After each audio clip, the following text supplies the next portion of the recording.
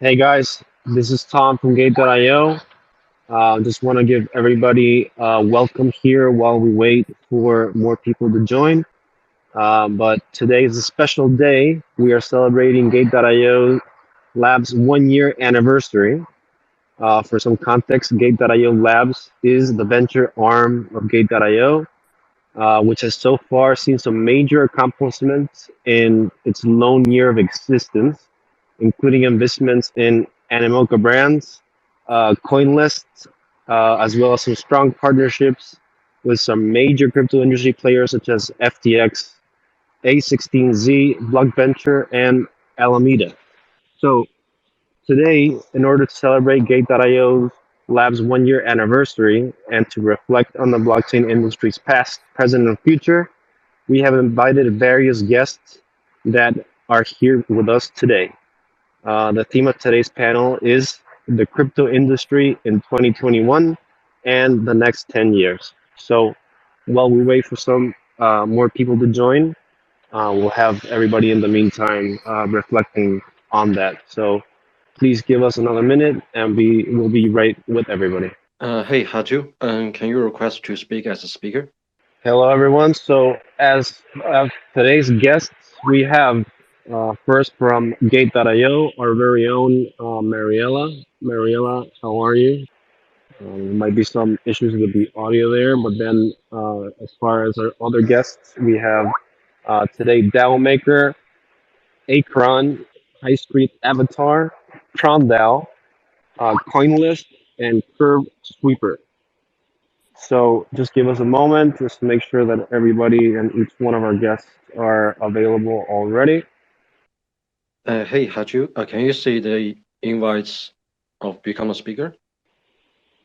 Hey guys, just to make sure, I'm gonna run down the list of guests to make sure that just to see who we have here and who we have missing. Um, from Akron, Wesley Pryor, I believe you're here. Is that right, Wesley? Is your Hi, Tom. audio working okay? Hey Wesley. Okay, good to hear you. You too. From High Street, do we have Flora already here? Okay, maybe Flora has not joined yet. From Trondell, do we have Colin? Hi. Hey, I'm Colin, Colin. good to have you Yeah, here. yeah. Good. From CoinList, do we have Scott? Scott might not be here yet. From Curve, do we have Chris? Okay, Chris is not here yet, so let's give them a moment. And from Dow Maker, do we have Hatu? Yeah, Haju is here, but he's still audience.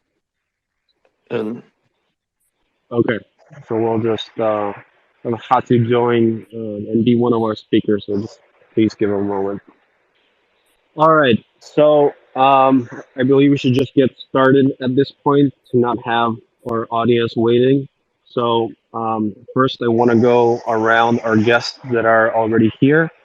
I would like to ask you to please introduce yourselves and tell us a little bit about your crypto story. Everybody has a crypto story, so we would like to definitely hear that from each one of our guests. So, why don't we start with Wesley?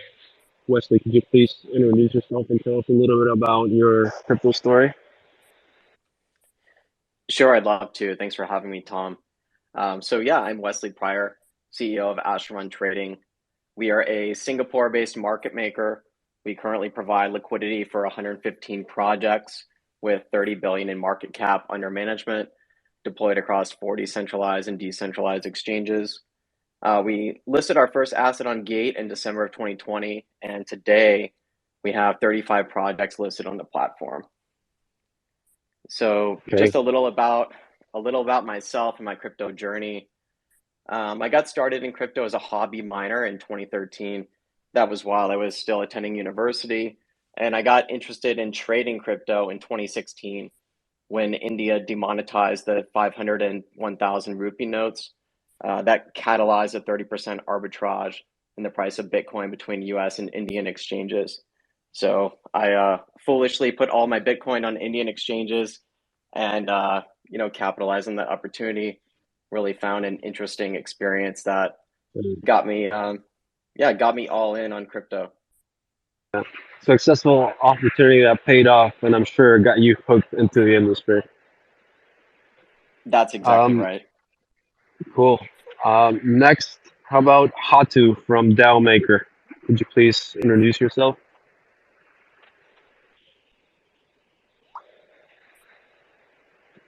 Maybe some technical difficulties there. Hatu, can you hear us?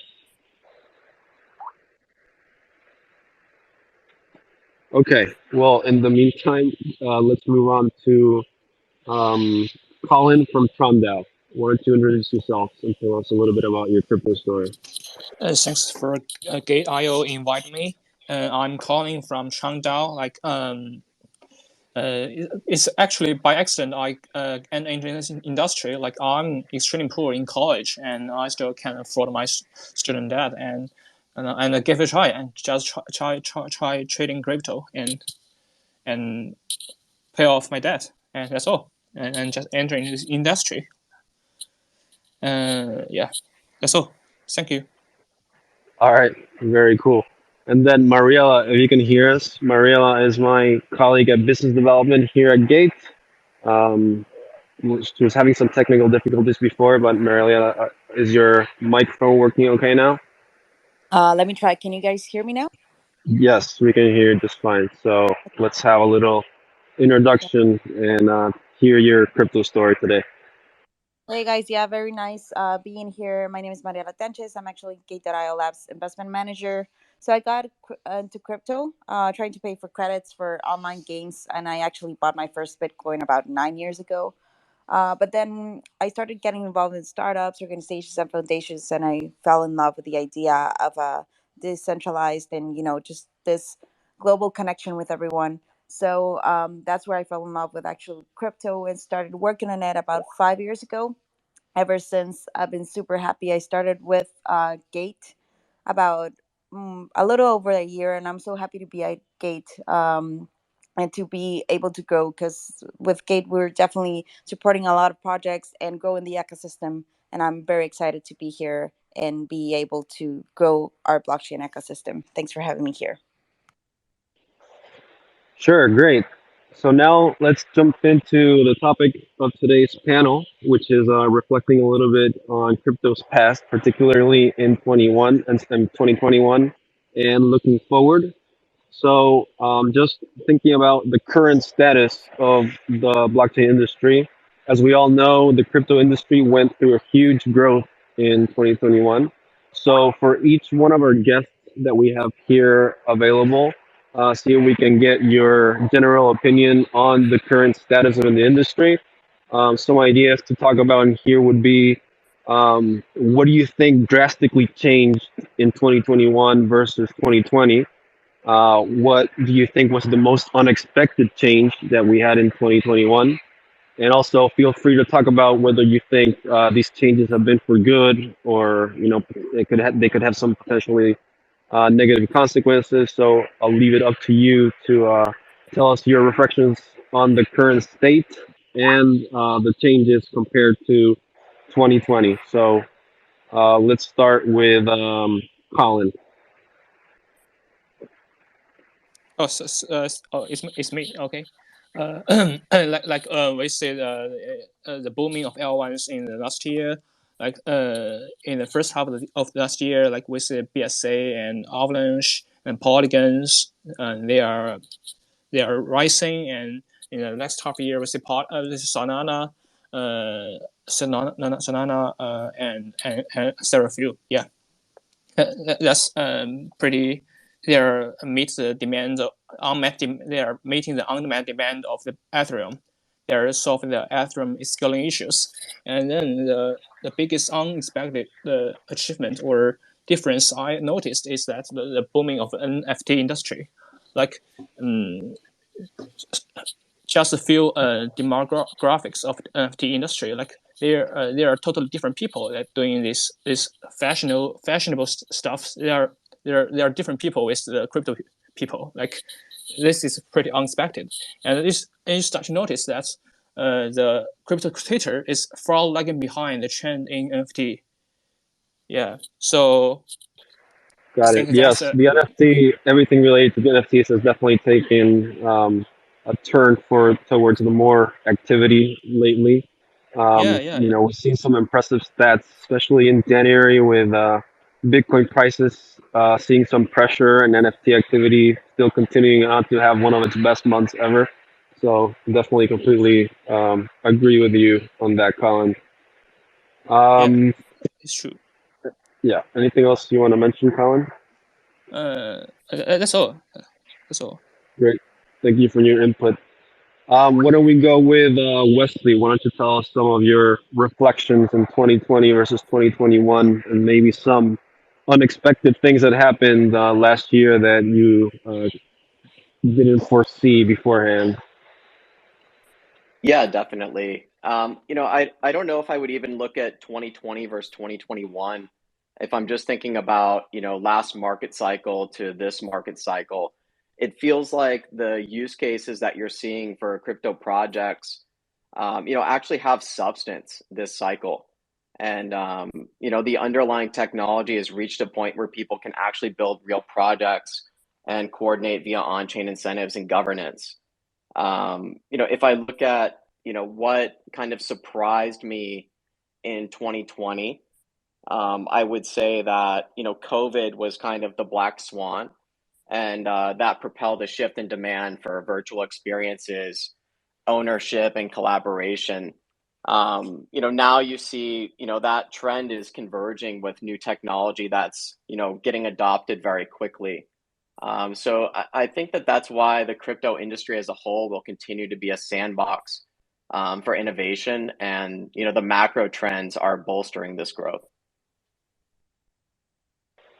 Yes, completely agree. Things have changed fast, and it's definitely a big test ground to see how we're all gonna end up being, using this technology. But we definitely saw some positive reinforcement with some actual real use cases and products being launched in the past few years. Mariella, you want to give us your insights and reflections over the past year or the past cycle, as Wesley proposed? Yeah, sure. I agree with Wesley. We did see a lot of new applications, and I think we also saw a lot of emerging markets. We saw a lot of countries and a lot of people, newbies coming into the markets that people weren't really interacting with before. And I think this opened the space for a lot of innovation. We saw many, many new projects coming in, developing new ideas, and actually growing the ecosystem. I was very excited to see people actually trying new ideas and having the kind of the support of the ecosystem too, which I hadn't seen before. And it's part of what Gate.io Labs we would like to kind of propose, right? That support for new projects so it develops. And I saw that going on a lot. And during this year, there was a lot more support for smaller projects, a lot more support from individual investors also. And agreeing with the fact that we had a bull market, it was a very good market to develop projects in. And I think we're starting to see all the developments coming into life at this point, where it's actually very exciting to see everything that will come for the next year. Yeah, I completely agree. It's great to be able to, everybody in their own preferred side of the blockchain aspect. But for example, especially in the gaming side, you can already touch and feel certain products and the actual use case for everything. So we're definitely very excited about that. But moving on to the next topic, I mean, it's good to always reflect on the past, but we now want to talk about the future and about the future of the industry. So, from the viewpoint of institutions, platforms, and incubators, maybe if you guys can talk a little bit about the changes that you think we can possibly see in the crypto industry within the next 10 years. And as you speak about that, it will be great to hear what you will be particularly focusing in that in the next 10 years and in the future. And just to give a little bit more context, your answers can focus on a certain sector only if you want. Maybe if you specialize in a particular one, it could be, let's say, gaming, will gaming companies and traditional gaming companies form a new market together, or will they go their own separate ways? Let's hear your visions for the next 10 years. Let's say we'll start with Wesley. Yeah, so I mean, I think, in the next 10 years, maybe even in the next few years, I think that, the crypto industry is going mainstream.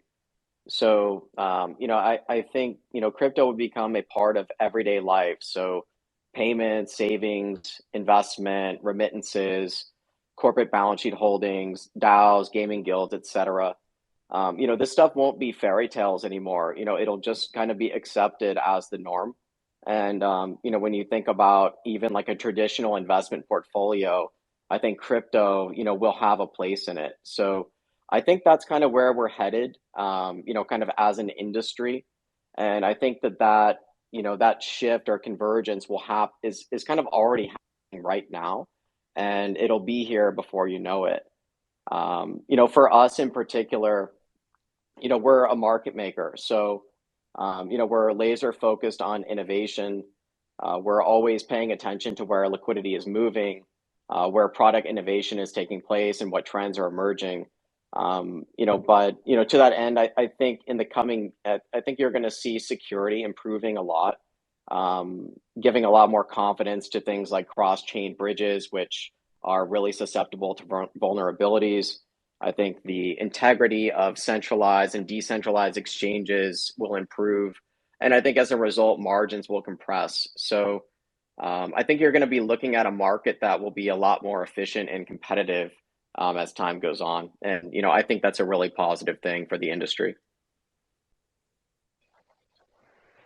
Yeah, and maturing as well, right? As we see and touch and feel the real use cases of everything that we're building in this ecosystem. I was actually having a conversation today. I'm in a little bit of a getaway with my in-laws, and when you're with newbies or non-blockchain people, a lot of them will always use the argument of, well, you can't pay with Bitcoin over there, but thanks to the combination of market makers, liquid markets, and actual use case, and crypto debit cards, you can actually start using it for at least for the payments method. Thankfully made seamless by all the players and all of us that are building infrastructure in the middle. So even for normies, as you could call it, it's making sense in their head that this is not a fairy tale anymore, and it's just as usable as anything that they have around. But um, I would next like to hear thoughts of Colin regarding the next 10 years, and particularly what you will be focusing as a player and a contributor to our space. Yeah, the trend I start to notice to pivot is like the narrative of crypto start to pivoting from like the future of finance, future of investing, to future of entertainment, or to future of the game. Like we say, the rise of like Web3, GameFi, and Webverse, Metaverse, and web and so on. Like we can see clearly the narrative pivoting from the financial side, the investing side, from the more professional side to more consumer oriented. Like everyone can participate. Like we say, some pretty interesting use case, like blah blah to earn. Like there's a debt called Stefan. It's basically you work to earn, and we have Axie Infinity and this GameFi, like they are play to earn, and we will see more and more these ordinary activities participating into economic sphere. And this is a trend I start to notice. Actually, someone should notice that YouTube is actually the first use case of talk to earn. You talk and you earn. Like we will say, more and more ordinary and everyday activities should be incentivized and financialized. And this is an area where subjectivity and objectivity coupled. Yeah, that's all. Yeah, completely agree. If YouTube has enabled, let's say so-called common people to have a voice and everybody to have a channel, Yeah, yeah, what we're that's building in this space could help us have a more direct, financial reward, skipping an intermediary in the middle. So I yeah, see yeah, that vision, Colin. yeah. Great. And then let's hear from your thoughts, Mariella, about what you see in the future in the next 10 years. Yeah, I think it's gonna be two phases, right? So we're gonna start seeing the discovery phase right now, which we're kind of already living. Whereas where people are actually trying out, we have a lot of scams, we have a lot of maybe mistakes, or just out of lack of knowledge that we're trying to discover and make the technology better. But as Wesley said, we're starting to learn from it, and I think the next couple of years will be very interesting to see how new technologies emerge, and they're gonna be a little bit safer and secure. And how the whole traditional, whether it's gaming industry or financial industry, they're going to start adopting, as we're already seeing the financial industry is already adopting and kind of integrating with all web3 issues. I think we're going to start seeing the same with entertainment as we're seeing with YouTube, with Twitter. And the next step is obviously blockchain and gaming. We're going to start seeing more big companies purchasing web3 projects, as we see Microsoft doing, and many other big ones. And I think the rest of the world will follow. So I think it's going to be very exciting to see that integration of Web3 integrating with traditional companies. And for me, it's going to be like the internet, right? We're already in that phase where everyone is adopting it, and it's part of, adapting to this new whole world concept and this new applications that's going to open up many, many, many new innovations in the markets. So I'm very excited to see what's going to happen, and I definitely think that Web3 is here to stay, and it's going to be uh, very well founded within all sorts of projects. It's definitely going to be everywhere, as in my perspective. Got it. Let's hope for that. That's what everybody here, our panelists, and I'm sure a lot of our listeners are building towards. But next, let's talk about some hot topics in the industry. I'm sure a lot of people listening are here to hear about that. So let's have you pick for one of these hot topic sectors, such as metaverse, Web3. Talk about the most recent hot topics, one of those, and what impact does this new concept have on the industry and beyond? I know, very generalized question, but just the word metaverse and the word Web3 gives a lot to discuss. So why don't we start with Colin? What do you think? When you hear the word metaverse and Web3, what can you tell us about that? Yeah, I think the essence of Web3 is basically modularity and composability. Like in the past, in the Web2, everything is integrated, but not composable. And in Web3, we will build a lot of like plugin like module, and we can build our own social media. We can build our own like social metrics.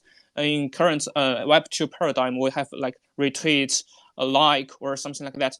And probably in the future in Web3, we have something like more community specified upvoted or something like that. We can build our own social metric, our own social status.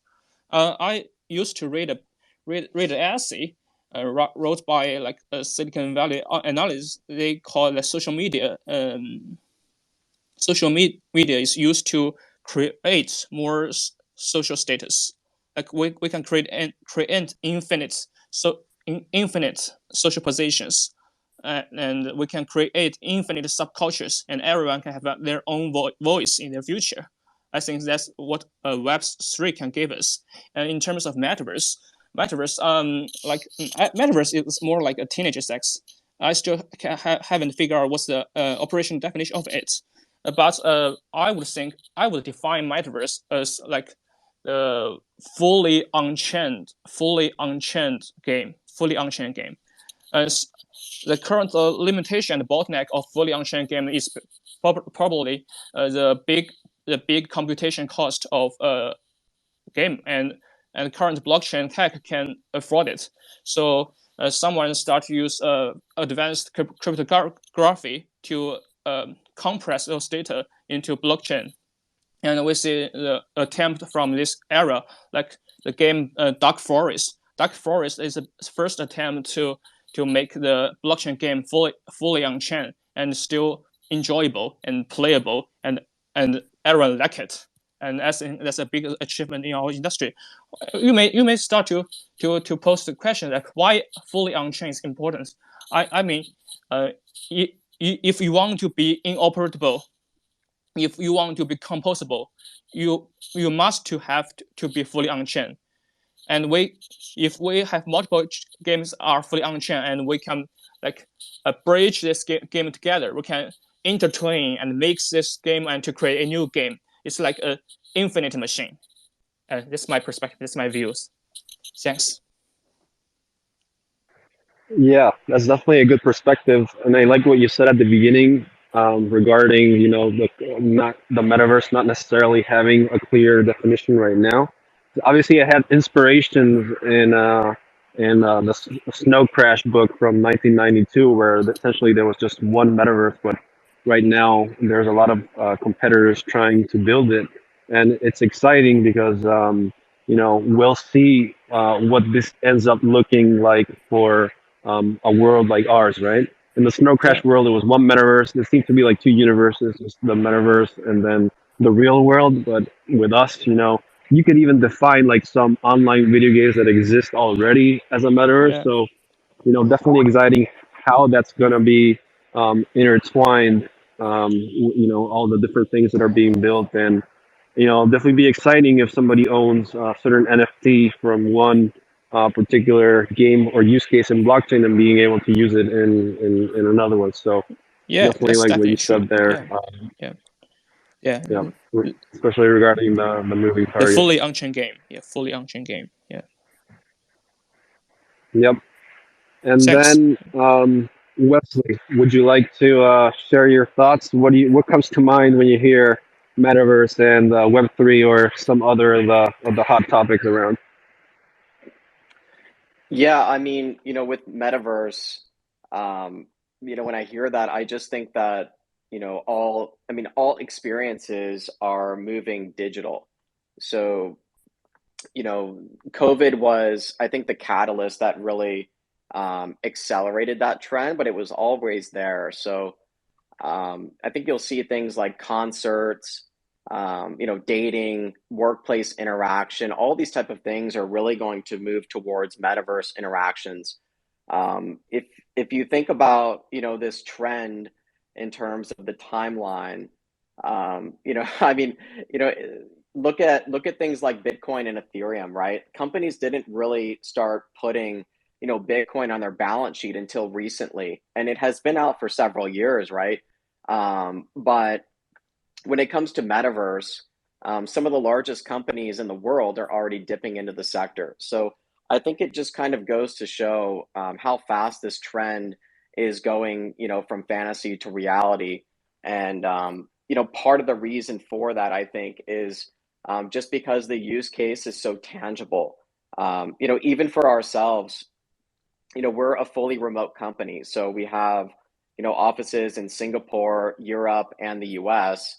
And, collaborating is very difficult.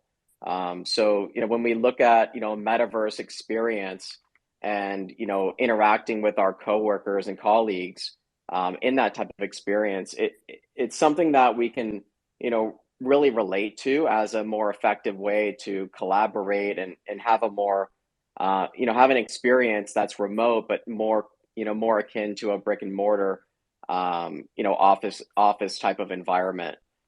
So we bought a virtual headquarters in Blocktopia, which is one of the leading metaverse projects, and we're actively looking at other opportunities to dip into the sector as well.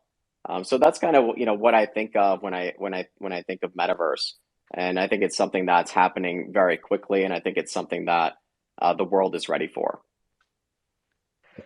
Yeah, thanks for those thoughts, Wesley. Yeah, it's definitely going to be interesting to see what that sweet spot will look like between, you know, these open internet space, or whether it'll be some kind of space in virtual reality, and how blockchain will integrate in all of that.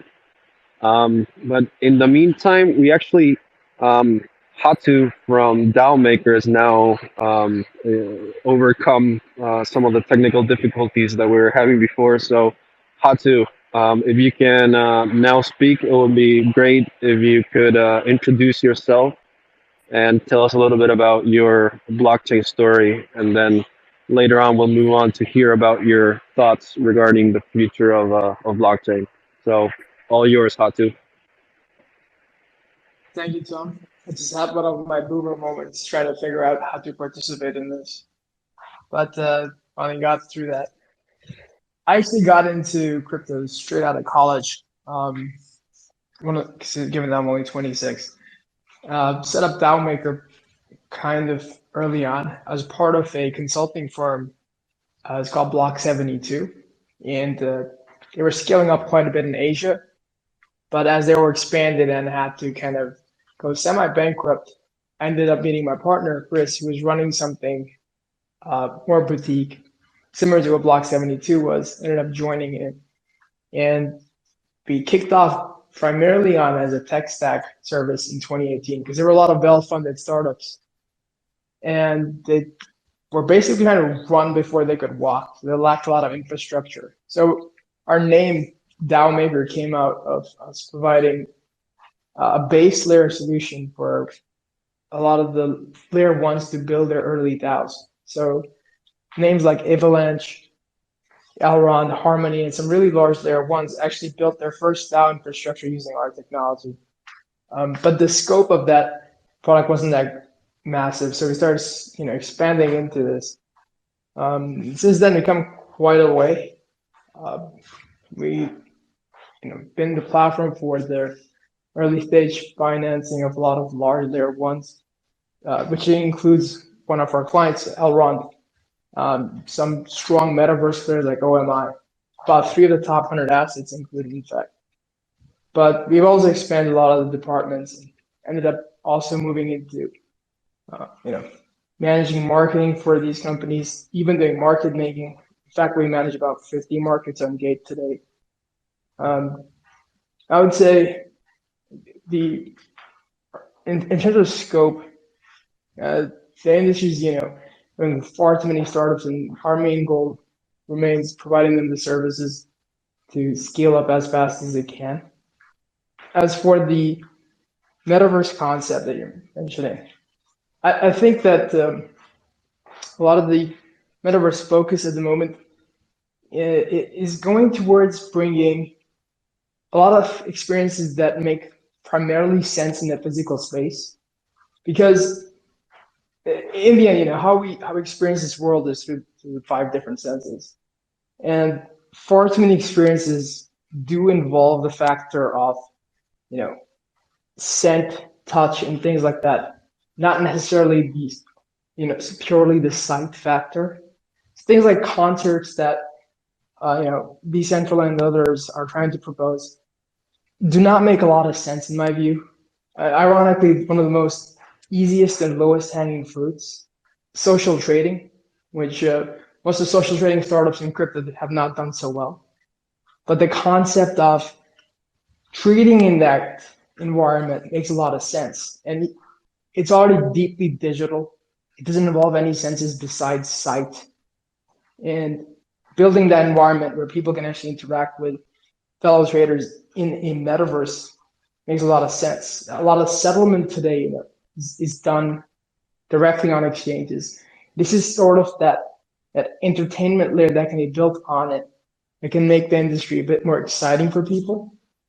And the concept actually exists in a lot of open world games, if you think about it, that like RuneScape or World of Warcraft, where there are large trading squares where people kind of meet up, engage, and basically take the concept of trading from just typing over, Telegram groups or Discord groups to this more involved factor. I haven't seen anyone explore that yet. We are, accelerating startup that's looking into that. I'm pretty excited on the scope that they would have. I think that would be diving into a new direction, the metaverse that isn't just focused on gaming and does involve just the sense of sight, but in a whole new concept. Great. Appreciate the thoughts, Dr. Mariella, would you like to go ahead and share your thoughts? Yeah, expanding a little bit, I think it's important to also like kind of divide how we see Web3 versus the metaverse, right? The way I see it is Web3 is mainly like the people building it, while the metaverse is actually how users will experience it. So it is very interesting. We were actually talking in a meeting not a while ago, and Tom was there, about how actually the metaverse has already existed. We've always played games, we've always interacted with other people. We just don't have the physical 3D experience that we currently have. Although when the virtual reality came up, it kind of started developing there. So I think it's definitely something that has been there for a while now. We're just calling it something different, and we're developing in different ways. But it's very interesting to see how people are actually not only interacting but making a lot of money, buying and selling NFTs in the metaverse, land, territories, etc. It's also very interesting how all companies are actually developing in this virtual world. I think with COVID, what it came to play is that we can no longer interact physically with people, but we're not going to let that stop us as a world and as a global citizen. So what are we going to do? We found a way, we found a solution. We're going to build our own virtual reality in our virtual metaverse where we can all continue to interact without the limitations of actually having to be physically present. And I think that's beautiful and that's amazing, because it's part of what blockchain comes brings to life, right? That ability to interact with anyone worldwide without many restrictions, and opening the world to everyone to interact and to participate without much restrictions. So I think that is a very interesting phase that we're currently going into. um, I do believe, like I said, we're using different words, we're using different terms, and the hype is bringing something that might have already been there. So it's not really something new, we're just developing in a better way. And I think that's beautiful. And I think we're also seeing all different sorts of ways to build it, right? We have before you could only raise funds via traditional stock markets and stuff like that, but now we have different ways. We have VCs, we have DAOs, and that's amazing how anyone can get involved in building this new world. You don't have to be an expert, you don't have to have specific financial requirements. You can be just anyone in the world and be able to interact. And I think this is opening like a whole new world. But yeah, I think it's very important that we all understand kind of the terms and agree on what is going on, because people see it as wow, a new thing, and oh my god, this is not going to work. Or when it's actually been there for a while, it's already working. It's just being developed in a better way, as of my perspective. Yeah, thanks for those thoughts, Mariella. Colin, I believe you raised your hand. Would you like to say something? Yeah. It's like I started to notice like we are doing right now, or the whole earth or the whole world is doing right now, is to create imagination. Like we create a new space, and every successful project are basically creating a new space that everyone can go in. Like SpaceX, they claim to like we are going to the Mars, like a metaverse, way into a digital space, like blah blah blah. We are basically create new imagination. We're creating new space, and the projects that will create new space will be the project that will be very successful. That's what my concern. Yeah. That's what I think. Yeah. Got it. Thanks, Colin. And Mariella mentioned another one of those hot topic words that it would be great if we could touch a little bit on here, which is the topic of DAOs. Maybe if you guys can share your thoughts and what you believe the future of them are, and if you want something a little bit more narrow to focus your answer in. Maybe you can tell us how you think that DAOs are challenging VCs in the race to fund Web3 projects. So I'll leave it up to whoever wants to speak first.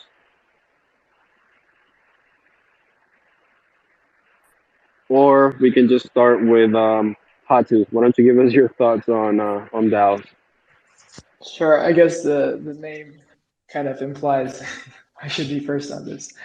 All right, so I would say the challenge that DAOs had was a very obvious one was Constitution DAO could not fulfill its purpose because the legal structure wasn't there.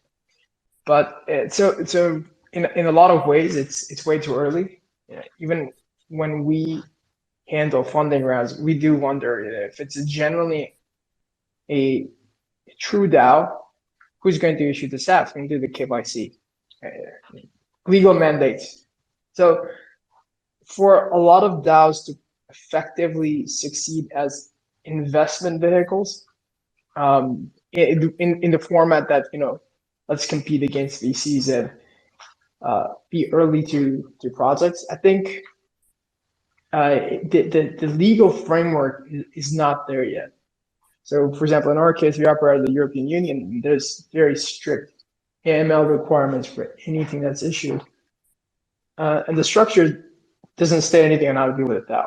Right? And if there's one person signing and send, their KYC or sending a wire transfer from their bank account by withdrawing from the DAO, it's not really a DAO, right? Because there's an anonymity to it. There's a single person who's actually managing this. So from that point of view, I think it's way too early for most DAOs to be true DAOs. They just cannot really operate yet. The legal structure's not there. But there's other functions that they're effectively achieving quite well. Do you see a future? Yeah, sorry, I was going to ask you. You see a future in the next 10 years in which that gets ironed out, or do you see, legal complications with that happening? I would say definitely. If you think about, given the fact that the industry's core source of value is Bitcoin, and it's getting legal status only now. We've already had a great 2022 in terms of legal frames being established. We got out of Russia, India, and Ukraine already, so that's fantastic progress. But that kind of comes down to crypto. Even the core assets still haven't really reached legal frames yet. It's way too early for specialized functions created by blockchain to pursue that legal status. But some jurisdictions are very aggressive. I can't recall if it's the BVI or the Bahamas, but one of the island states already announced that they're working on a legal structure for DAOs. That's fantastic progress, but I think it might not be that effective because a lot of the rest of the world, I'm not sure how strongly it may be with the Asian nations. Within the European Union, a lot of the legal frames on AML that the island nations applied aren't really accepted. So any startup operating on the European Union, for example, won't be able to effectively receive any funding from a DAO, even if it's operating a legal jurisdiction from their basis. So I still think it's years to go. But DAOs shouldn't necessarily be just investment vehicles. There's a lot of large, let's say, kind of overlooked coins like Dash, NEM, and these ecosystems are fully run by DAOs. They run on-chain treasuries without actually having to, not just deploying assets to investments, just operating and growing the ecosystems that they have almost autonomously. So there's a lot of success with DAOs already on maintaining on-chain treasuries for the purpose of deciding how it should be spent and how the funds that they do have should be governed and maintained. Got it. Just Thanks, not the Hatu. SAF And then, part. as far as our other guests, maybe your particular businesses are not directly related to DAOs, but Mariella, Wesley, or Colin, if you want to chime in, I'll leave it up to you guys. Yeah, sure. I think that You know, DAOs are not that interesting for, you know, a lot of the banked population, but if you look at the 1.7 billion that are unbanked and you think about DAOs, I think it becomes a lot more interesting. So just like, you know, crypto is a permissionless and trustless way to send payments, DAOs are a permission and trustless way to run a company and coordinate on chain. So I think for that population, the use case for, you know, coordinating, offering services, you know, and getting paid for those services and remitting those to the holders, I think you have, you know, a massive global opportunity there, you know, that is just now being tapped to because the tooling is, you know, finally available and finally, you know, kind of battle tested to some extent, right?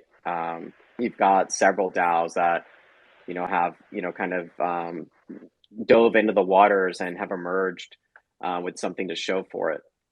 So I think that's where you really see the most interesting concepts developing, and we're really only scratching the surface as to what's going to develop in that sector. Yeah, I think also one important thing Got is, it. Thanks you for know, sharing that, Leslie. Maria, go ahead. yeah, sorry. Yeah, I was just gonna add to that. I do think there's very good applications. But I think, you know, DAOs will never like overrun VCs. I think they're always going to be interacting because while DAOs are very good, like you mentioned, for the unbanked and to decentralization, there's also a lot of malicious actors, and there's a lot of work to be involved to make sure that it works properly, so that malicious actors don't, you know, ruin the DAO, which has happened with a lot of DAOs that really didn't think it through. So I think in that sense, a lot of people that prefer it on the safer side and to make sure that things are running smoothly, and, you know, as mentioned before, with compliance and regulation, VCs are always going to be there, and they're always going to be a good provider of funds and innovation for the projects that really maybe they don't have much experience, or they just simply don't have the time to allocate to kind of develop in this DAO structure, which it's a lot of effort and a lot of time. And that is what, you know, VCs and investment like at Gate.io Labs we will always be open and continue to support this projects to come up. Now, DAOs are great, and they're always going to be there too. And I think it's very good to interact with them, especially, you know, VCs can actually invest in DAOs in the early stages to help them grow, and then those DAOs grow into this decentralized autonomous kind of thing, which is amazing. But, you know, some people think that DAOs are gonna overrun VCs, and I don't think that. I think we're gonna see, as we are right now, collaboration between the both, and just seeing that integration between the both of, you know, like a centralized VC kind of model with the DAO model to raise funds. Yeah, I agree. It can go either way at this point. And as anything else with this industry, it'll probably move fast and we'll find the answer relatively soon. And the answer might end up being something that we didn't even imagine before. Then finally, moving on. Oh, moving on to the next subject. Now we're going to discuss investing in particular projects, and I'm sure a lot of the audience would be excited about. So I believe all of you have somehow been involved with project investments, incubations or collaborations, right? We have Mark, and sorry guys, was that heard? I believe there might be some connection issues, but I was asking around about particular investment advice as to what you in particular look at for new projects. So Colin, why don't we kick it off with you? Basically, what I'm gonna look at is like crypto market is inherently unpredictable, and there's always new things coming out. Like, in terms of determining a project that worth investing, I would look at how many neologism this project invents. If this project invents a lot of neologism, I would invest in it. Otherwise, not. Just pass. Yeah. So basically, like in crypto, when you are doing a crypto project, the very important thing is to like invent a lot of concepts. Yeah, we need to develop maps, then territories. In the past, we have territories, and we use map to describe territories. Right now, in crypto, we invent maps, and then we will have territories. Yeah, that's my view. I would look at how many neologism they invent and what's the quality of the neologism.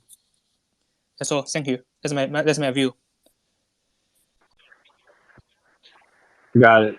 Thanks, Colin. I appreciate it. Why don't we go on with Hatu?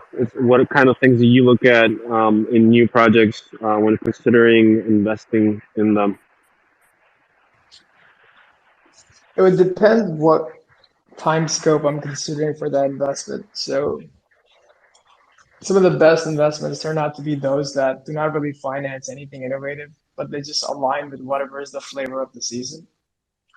If you happen to be in a game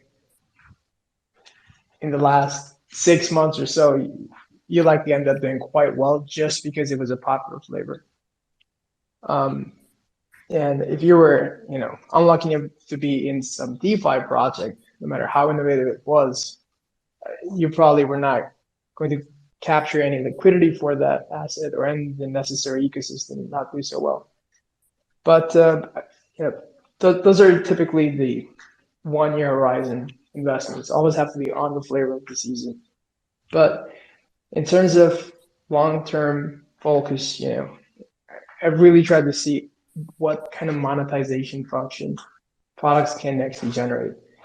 And in most cases, it ends up being either some sort of DeFi exchange. If not that, then something that involves interoperability, something that can plug into some sort of institutional play where we can help them expand their business.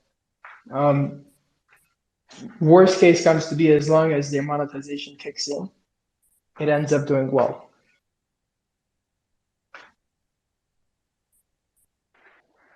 Got it. Thanks, Hatu. And then next, let's move on to Wesley. Obviously, you guys do a lot of support in market making. Maybe you guys are selective as to who you support, or maybe you can share with us just on your own, like what do you look at when deciding whether to invest in a particular project? Yeah, so whether it's a market making relationship or an investment relationship, we get a tremendous amount of deal flow. The rate of new issuances coming to market is really high, especially because the barrier to entry is so low. So, for us, we kind of distill it down to a process where we look at community strength, the quality of the token economics, team competency and ethics, the investors that are also, kind of on the token cap table, the exchange partners that they're working with, of course, the use case of the digital asset, and then, like Hatu was mentioning, the market narrative. So we take each project that we're, considering working with, we take them through that process, and each one receives a ranking, and then we proceed with the highest ranked projects. And that's how we really filter out the right opportunities to collaborate on, because in crypto, your attention is commanded in so many different directions. So you need a process to filter down where are you going to spend your time, and that's really how we look at it.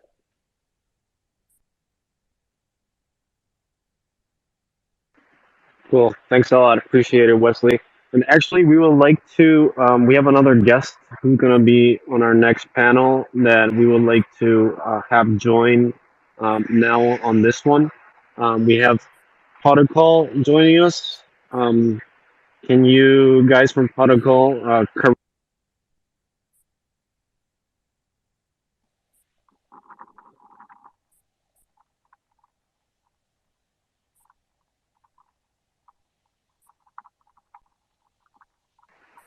Okay, maybe not. So we'll wait a little bit. So before we get that straightened out with protocol, why don't we hear from you, Mariela? Obviously, us working on an exchange, we get to see a ton of projects, and we know the Gate.io labs and the regular Gate. Can you guys hear me? Yeah, we can hear you. Oh, okay, sorry guys. It's actually almost 3 o'clock. I'm in Brazil, and just wanted to hear everything. But just going back to the first question, your first question, guys. You were saying about 2020, Hey guys, so I'm not sure if I got cut off, but I was asking Mariela for her to share, at least from the perspective of an exchange. What does Gate.io and Gate, you know, what projects to select for listing. Yeah, Can I'm you just guys hear gonna. me? Yeah, he's there. So I think Kareem is here from Protocol. So I'm gonna give him kind of the space to talk a little bit. So go ahead, Kareem. Yeah, well, nice to meet you all. My name is Karim Kwazani. I'm the founder of Protocol. As you may all know, we were listed in Coinbase, who will be recently. We were one of the first small cap to be ever listed in Coinbase. The reason why, in my opinion, is like you all said, the first Yeah. subject. Yeah. Hey guys, so I think we're having some technical difficulties. We're trying to get Protocol on board and Mariela Can to you guys be hear able me? to speak again. So Can give you us guys a hear me? second. Can you guys hear me? Yeah, I think it's the connection issue. I can hear you, Protocol, and I think Yeah, Maria can. I'm truly sorry. I'm out in the streets and reception is not so good. But just to get back to the first subject you guys started with, you were saying 2020, 2021. In my opinion, 2020 was about DeFi, 2021 was about NFT. 2022 is going to be about real life use cases that actually reflect the average user that is not blockchain savvy. And that's what our focus was since the past 3.5 years. We're trying to connect or gamify the pet industry using the blockchain space. And what we came up with was the first ever to be created blockchain dog tag where pet IDs can be NFT'd. If you guys can all hear me, just want to make sure that I'm getting a reception here. Yeah, we can hear you. You can carry on. Yeah, so in our opinion, it's all about real use cases. We're trying to impact as many lives as possible using the technology we all in love with. And what we're trying to do here is gamify the adoption of pets using blockchain technology, and NFT was just basically an add-on bonus to us that it makes total sense for us to use.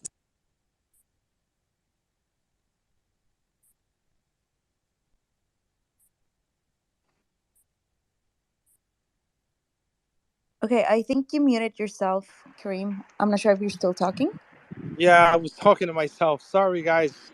Reception is really bad where I'm at, and trying to get it going. But like I said, we're trying to connect the real world to the blockchain space by gamifying the pet industry.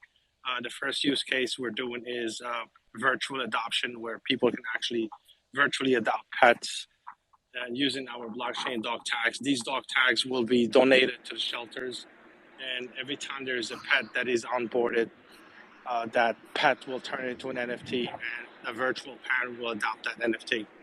This is just one of the use cases that we have.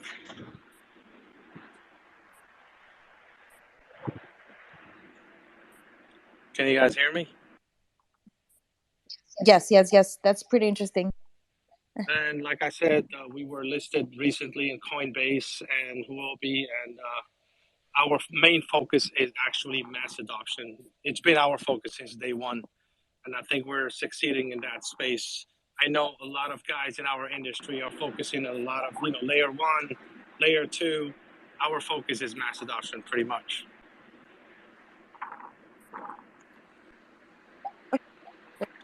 I'm curious about the name. I love it. Why name it Protocol? It's a protocol for pets. Paw means the paw, which is the the foot of the pet, and protocol is a protocol for the pet industry. I came from the pet industry myself, and it's so centralized to a point that, with all the respect to them, they use fax machines until now. And we said there's a great opportunity to decentralize the pet industry by using the blockchain technology without even popping the hood. Let's say most of the people just want to have a car that drives from point A to point B.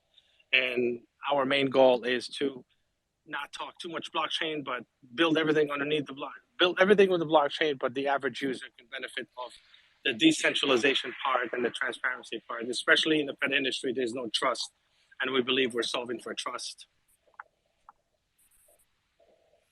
Yeah, definitely. I think it will also be interesting to hear your thoughts about, DAOs. What do you think about DAOs? Oh, DAOs is the future. DAOs is here to stay. But sooner or later, the rest of the world will realize that we don't need the middleman, and DAO solves just for that.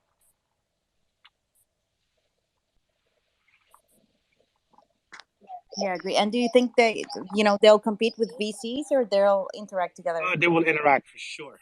VCs have no choice but to jump into our ecosystem. They're actually doing it, but they're just being very quiet and shy about it.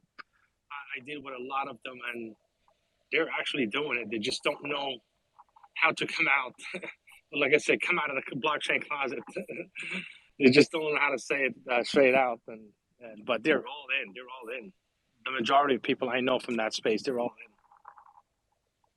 in. As you know, the regulatory framework is not helping as much, but hopefully we'll have some news sooner or later. If the crypto space gets regulated in the United States, people like us will have a bigger opportunity. Yeah, that is very, very true. Agreed. And what do you think it's coming for the future? The future is mass adoption. That's my humble opinion. Mass adoption means bringing the average Joes, the Alices and Bobs in real world to actually adopt to the blockchain without understanding what blockchain is. As long as they benefit out of it, sooner or later they'll find out why they benefit out of it, and that's the educational process will start. Incentives. Blockchain is all about incentives, right? These people will get incentivized. Let's say, for instance, in our case, pet parents will monetize pet data. Let's say Petco will come in and they want to do a survey. Usually one of these, in the pet industry, for instance, a survey costs hundreds of thousands of dollars, and it's a tedious work, and they have to use traditional survey guides that they have to knock on doors and stuff. Our use case will be our pet parents will be using protocol system. They will have their own identity of their pets, where the distributed storage that we're building, where all the data reside as far as the pet lifestyle, pet health, and pet diet will be in there. And let's say if Petco wants to have a survey done based on Chihuahuas that eat Purina, they will have instant access to it. And how we're doing it is we're turning our tokenomics into a circular economy, where the Petco will go to Coinbase and buy $80,000 worth of UPI, which is our currency, and they will create a survey in there, and that survey will basically push on a notification to all the Chihuahua owners that happen to participate in it. And if they're allowed to share their data, they'll get rewarded for it. And you're just connecting the brick and mortars to the decentralized pet ecosystem we're building. Can you guys still hear me? Yep, Yes. we can.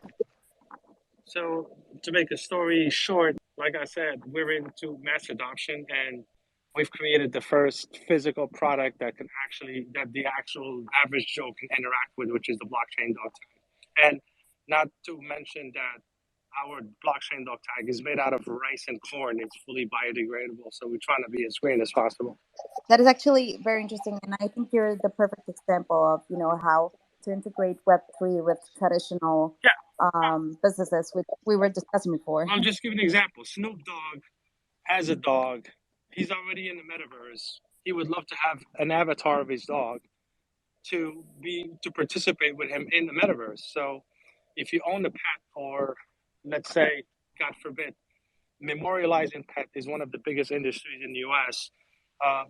There's about 197 million registered pet in the US, and 10% of them die a year. Unfortunately, I don't want to sound like an opportunist, but a lot of 70% of the people that want to memorialize their pets are asking for digital ways of memorializing their pets. So we created NFTs that their memories would live forever. This is just an example. Yeah, that's pretty amazing. That's pretty nice. And then we were also talking about, investing. What kind of strengths do you think people or VCs or DAOs or whoever they check on? I'm all in games. Oh, sorry. Seems like we had some issues there and we muted everyone. Sorry, Karim. Were you saying something? Gamifying the blockchain industry is the future, in my opinion. Turn everything into a video game. Got it.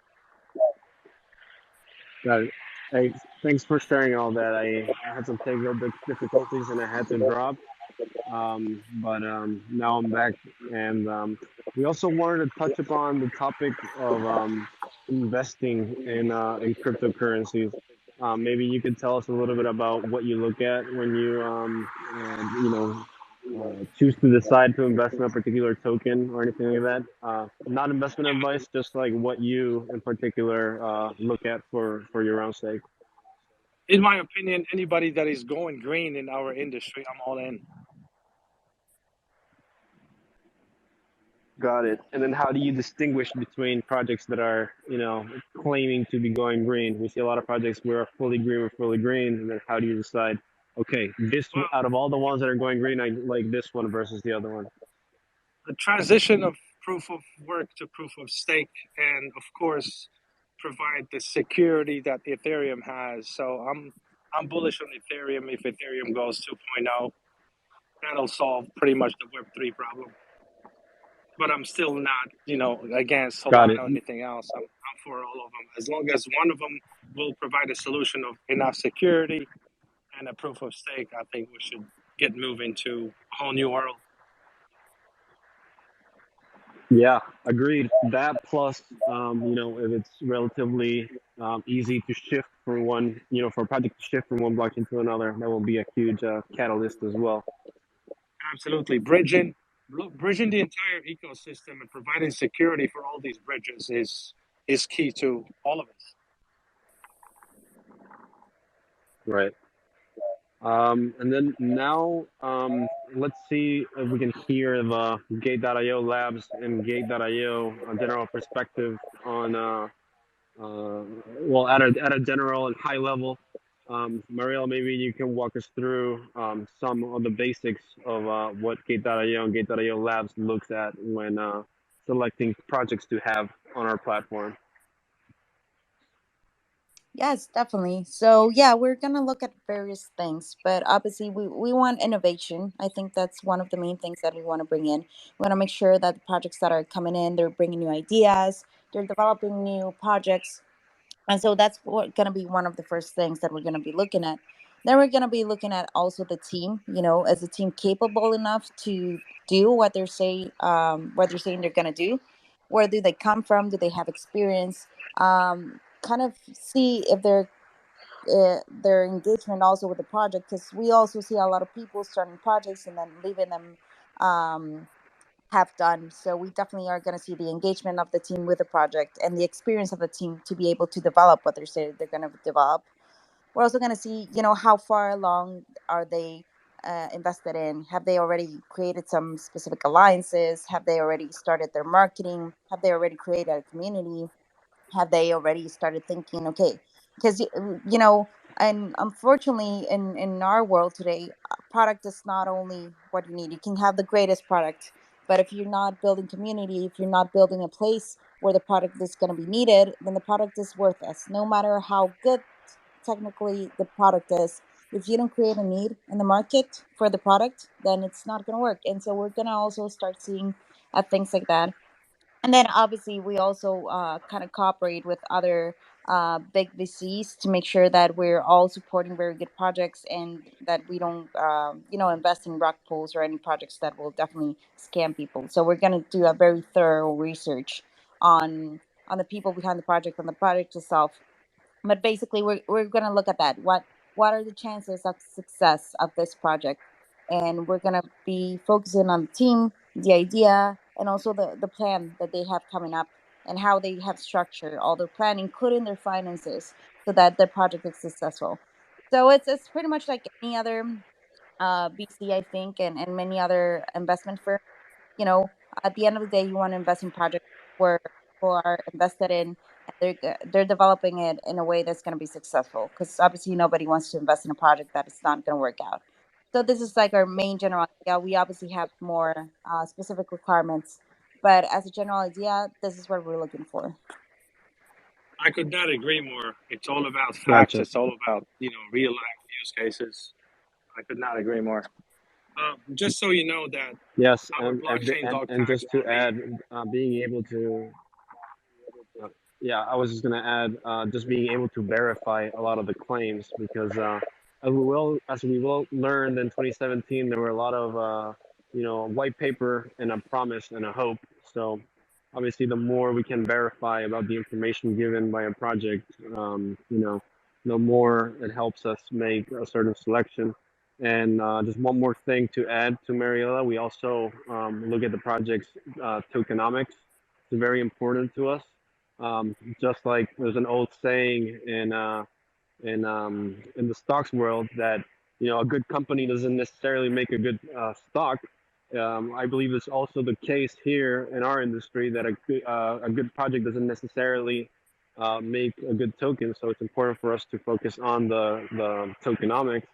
If you guys want a particular example, so let's say you're a project applying for an IEO, but your valuation and your supply would indicate that if upon launch of the token in exchange, it's going to immediately based on the price of the token have a market cap of a few $billion.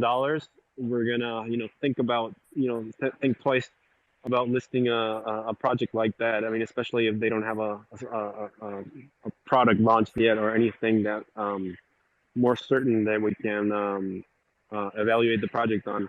So yeah, just adding that in general, there's a whole tokenomics factor to go along with it as well. And then totally, protocol, I believe totally, you guys had. totally, Yeah. totally understandable. Just maybe the rest of the audience may not know, but our parent company Protocol is already listed on Canadian Stock Exchange and Frankfurt Exchange, and we're moving on to the U.S. So we're funded in a traditional way, and our token is just providing utility, straight out utility that can actually solve real use cases in the virtual adoption of pets and many other sectors in the pet industry. So Right. yeah, tokenomics in real life. We call it the perfect bridge between the blockchain space and real world use cases. Right. Cool. And then now, as we already discussed the particular project investment, if anybody from the audience would like to say something, add on to the discussion, or ask a question, we'll leave it open to you. So if you could please indicate to us if anybody from the audience would like to speak at this time. We'll give you guys about a minute to decide whether you'll be doing so. Okay, Tom, I think we have there Chihiro trying to speak. Chihiro, great. Thank you for asking a question with us. Go ahead. I'll leave it open to you to speak. Hey, GitLabs, Mariela, and Tom, Hatu. Thanks for the opportunity for allowing me to speak on stage. I'm particularly interested in knowing your vision about play-to-earn industry, since we are a project that focus on game play-to-earn. Yeah, so I don't know if you intended to give that word to anybody in particular, but Wesley, Hatu, I mean, Protocol, for GitLabs, right? Since GitLabs is like a incubation as well, for a legit project, right? Yes. Oh, I get it. I mean, in general, we're seeing a lot of projects from the gaming world that for play to earn apply, and yeah, we're evaluating them just like any projects, and just the way in which the industry is looking right now. We like how that particular industry is looking, so we're welcoming with arms wide open of the projects that are doing play to earn stuff that want to apply will definitely take a look at the project, and we'll discuss with each project in private whether a listing at Gate makes sense. So I don't know, Mariela, if you want to add anything to that. Yeah, definitely. We're definitely very interesting in play to earn. We've actually had some projects. For example, I think Bullyverse. I don't know if you've heard of it. They're Yeah. building like this metaverse. But yeah, we actually invested in them. That is kind of the projects that we're looking forward to invest in and to be part of. But yeah, we're definitely interesting. I think it's also the upcoming trend. So we are definitely jumping in on that. Yeah, I think And just like any other it's. projects. Oh yeah, go ahead, Chihiro. All you. Oh yeah, sorry. Yeah, I think it's interesting to see the shift in trend for gaming. Right, we start to see the shift of trend from conventional gaming to game play to earn, and I think the mass adoption uh, is not yet finalized. Right, a lot of conventional gaming are still skeptical about blockchain game. Yeah, but I think as soon as they realize that uh, spending hours to make money is better than just spending hours to have fun, right, and produce nothing. I think they will start to adopt gameplay to earn in the future. Just I think in especially in third world country, the amount of money that produce is actually quite life changing for a lot of people, right? And I think it's also good for project that has a vision for long term, especially like acquiring game studio like we did, right? So it can have a sustainable utility for the token, right? So instead of just focusing on one single game, that particular token can have utility for the next game that they produce, right? So, may I know your take for a token that has a game file incubation utility as well? I mean, is it better for Yes, us to have? I, Yeah. to have what? I mean, is it better to have a launchpad from other project that launch in our platform, or we incubate other game Yeah. studio, or just use many games from the existing studio that we acquire? Okay, so in Yeah, I general, our mean, thoughts about play to earn is that it needs to be a sweet spot between, like how fun the game is. It can't just be like a game in which everybody's earning by just clicking a button and nothing else. But we'll see how this plays out in the industry. But I don't know if anyone else has any other questions. And Chihiro, for anyone else who's asking a question, later on, you can communicate with our Gate Labs account. Send them your Gate user ID, and then you'll receive a little surprise reward. So just to let you know and encourage anybody in the audience to go ahead and ask a question now. Thanks, Tom. I will DM, but I mean, I'm more interested to do partnership for long term if you guys open into it, right? yes, just send us Yeah, a sure. DM and Send we'll. us a DM. Yeah, I was gonna say the same Thank thing, you. Maria. So, Sure. I will definitely. Anybody Tom, I else? I think believe we have. We have to wrap it up. Oh no, we have Hoden trying to ask a question. If I'm saying the name right. Okay, Hoden. Yeah. Yeah. Hoden, hold on a second. We'll try to give you the word here in a minute. Should I go ahead or hold on? You can go ahead. Okay, so I have two quick questions. I'm very interested in the metaverse world, and I was looking to the land, and I've noticed that it's very, very expensive.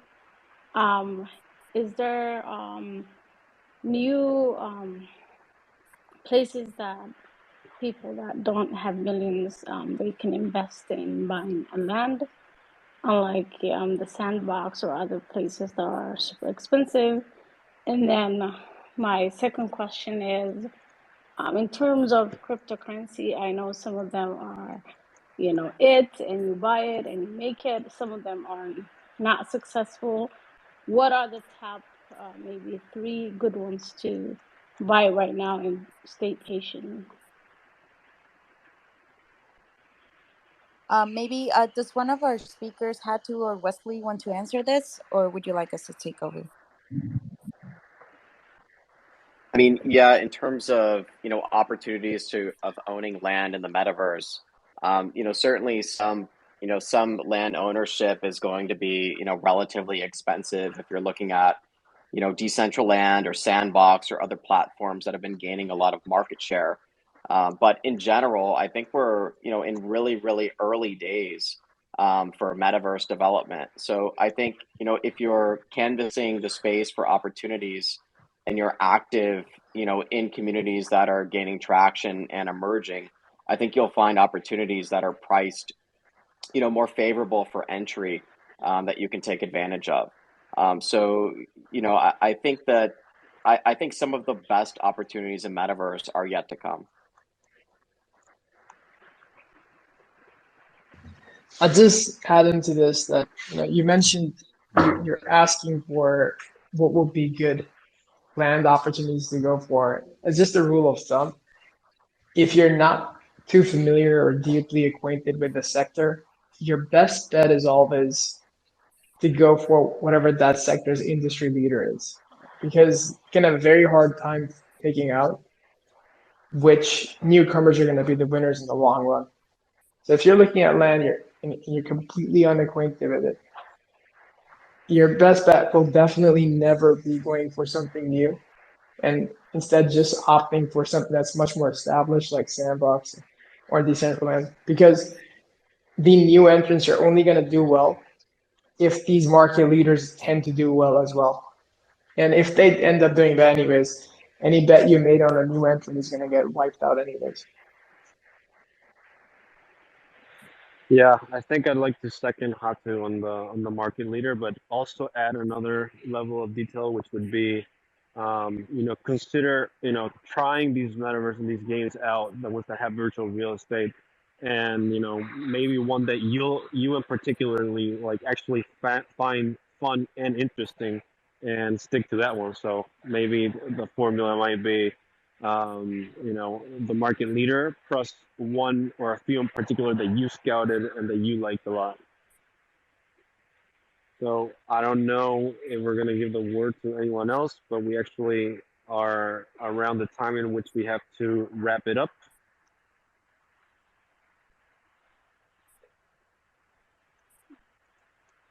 We have one more. Tom, LDA, do you want to do one more? Sure, LDA, take it over.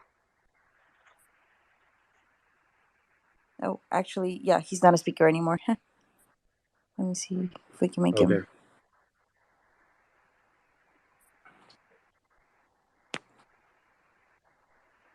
Oh, he left. Yeah, if you want to wrap it up, we can move on to the second round.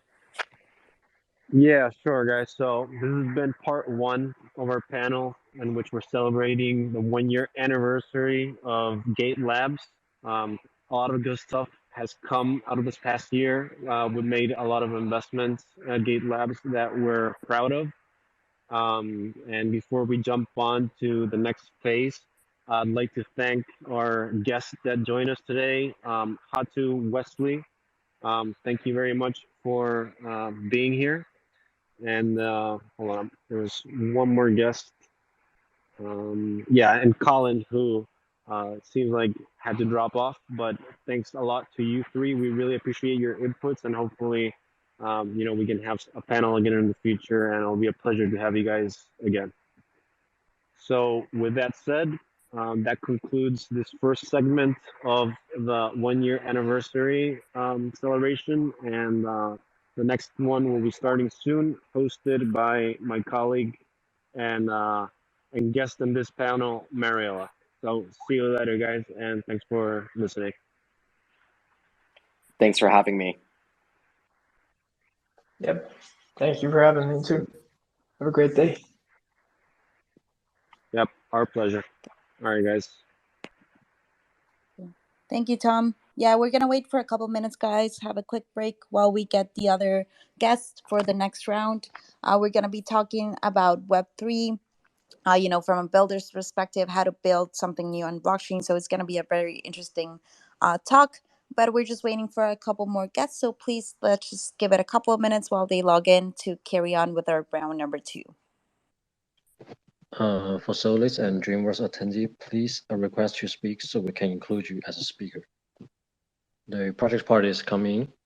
Just let's wait for a while. Okay, so since we have a couple of guests already joining while the rest joined, why don't we start by getting to know some of our guests right now? Let's start with Cora.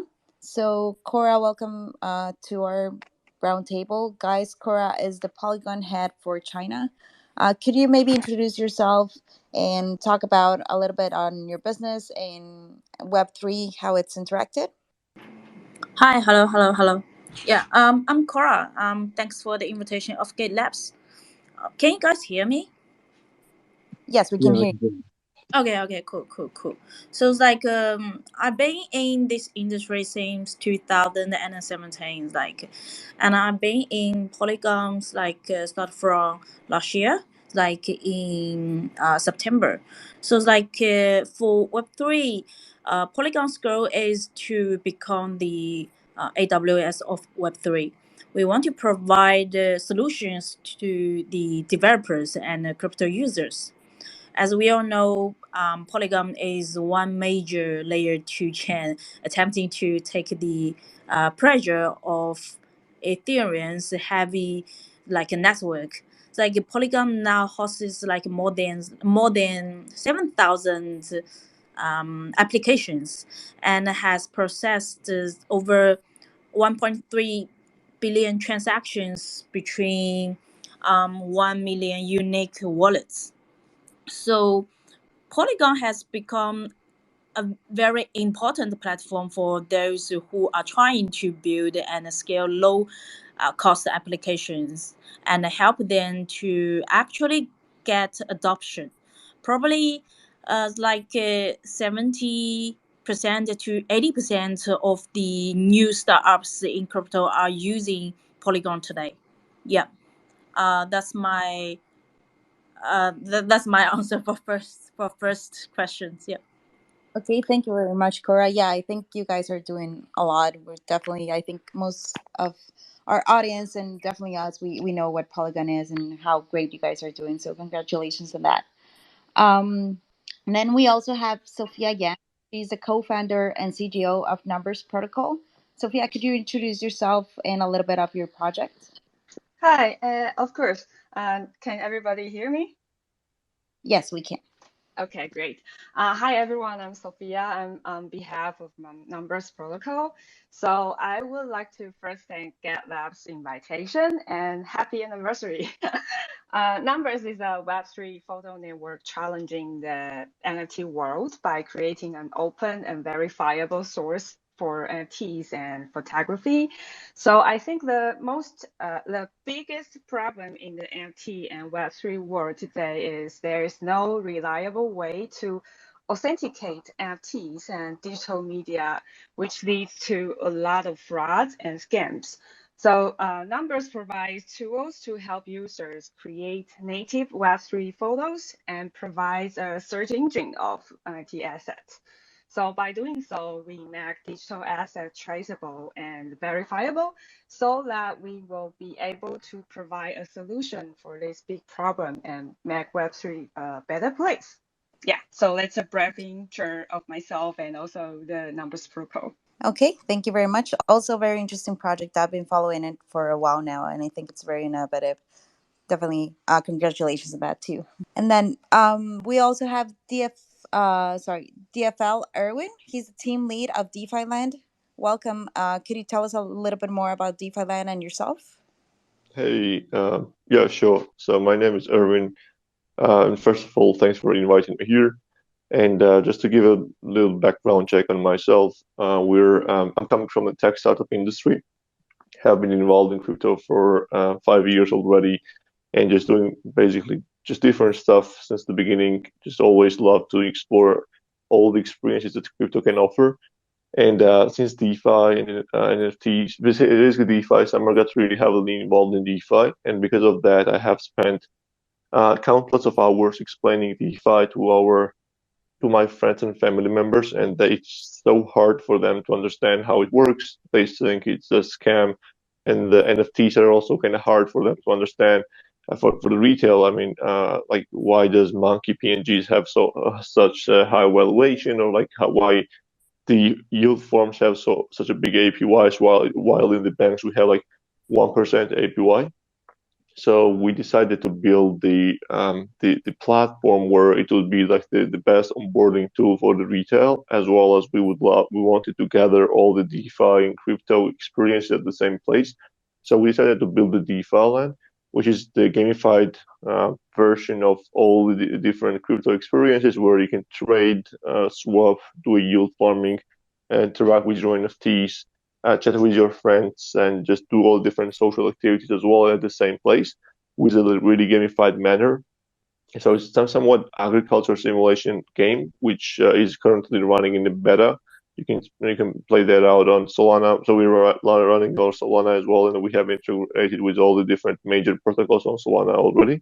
And we are also exploring to move on the other chains as well, and just we have just launched our first NFT sale, and we are doing the play to earn and many different stuff.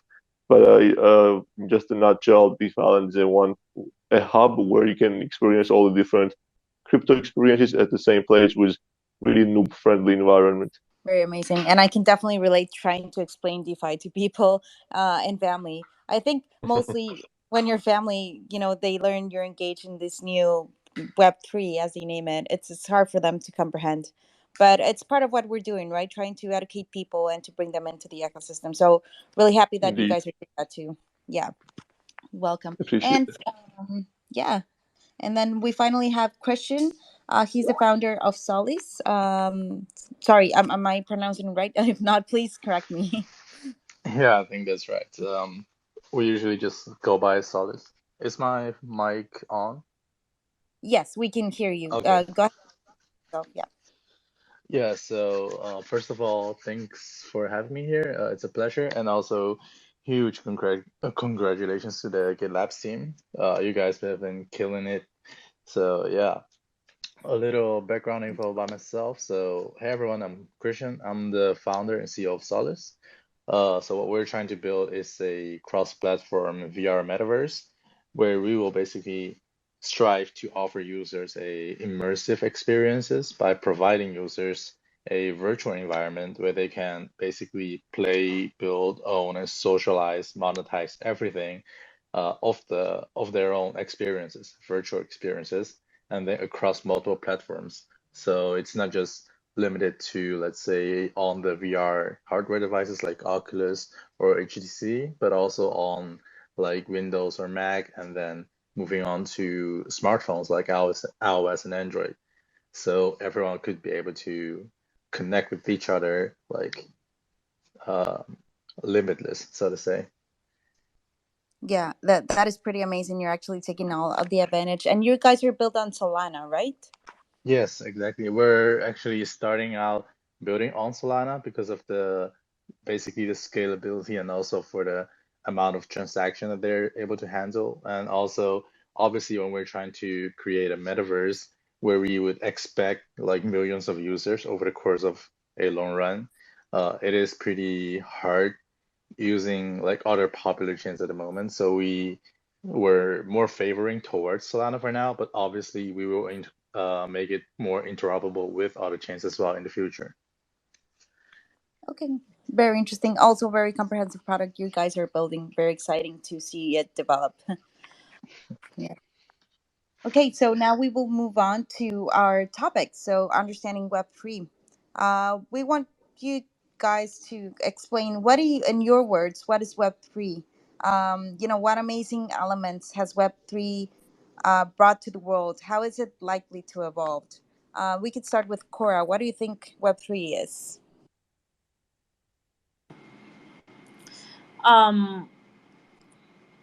Yeah, I think it's like lots of people would say Web3 is blockchain. Like for blockchain, we are talking about decentralization and token-based economics. I imagine Web3 can provide a more decentralized, safe, and convenient environment for users. If we say Web 1 is providing information to users, and Web 2 makes people interact with internet, for example, like the social medias we are using currently. Well, for Web 3, currently we have some topics like privacy, data, DID, and like sourcing, etc. And we will have more with ultimate target of protecting every single user's benefits. These are all based on the decentralization, editable data, and encryption features of the blockchain technology. We can see that the public's trust in institutional entities is at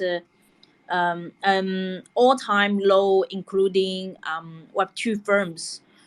We are worried that they will steal our information and make money from it. So we believe everything will move to be better, like in the Web 3 world. In that world, apps will compute transactions exactly in the way as the code promised. Through smart contracts, apps can commit to open source logic and show everything clearly on the blockchain. We still feel we are very early in terms of how the industry is evolving. Um, a lot of it is media hypes. Like we are not there yet. We need to be clear that building real world apps for users is essential.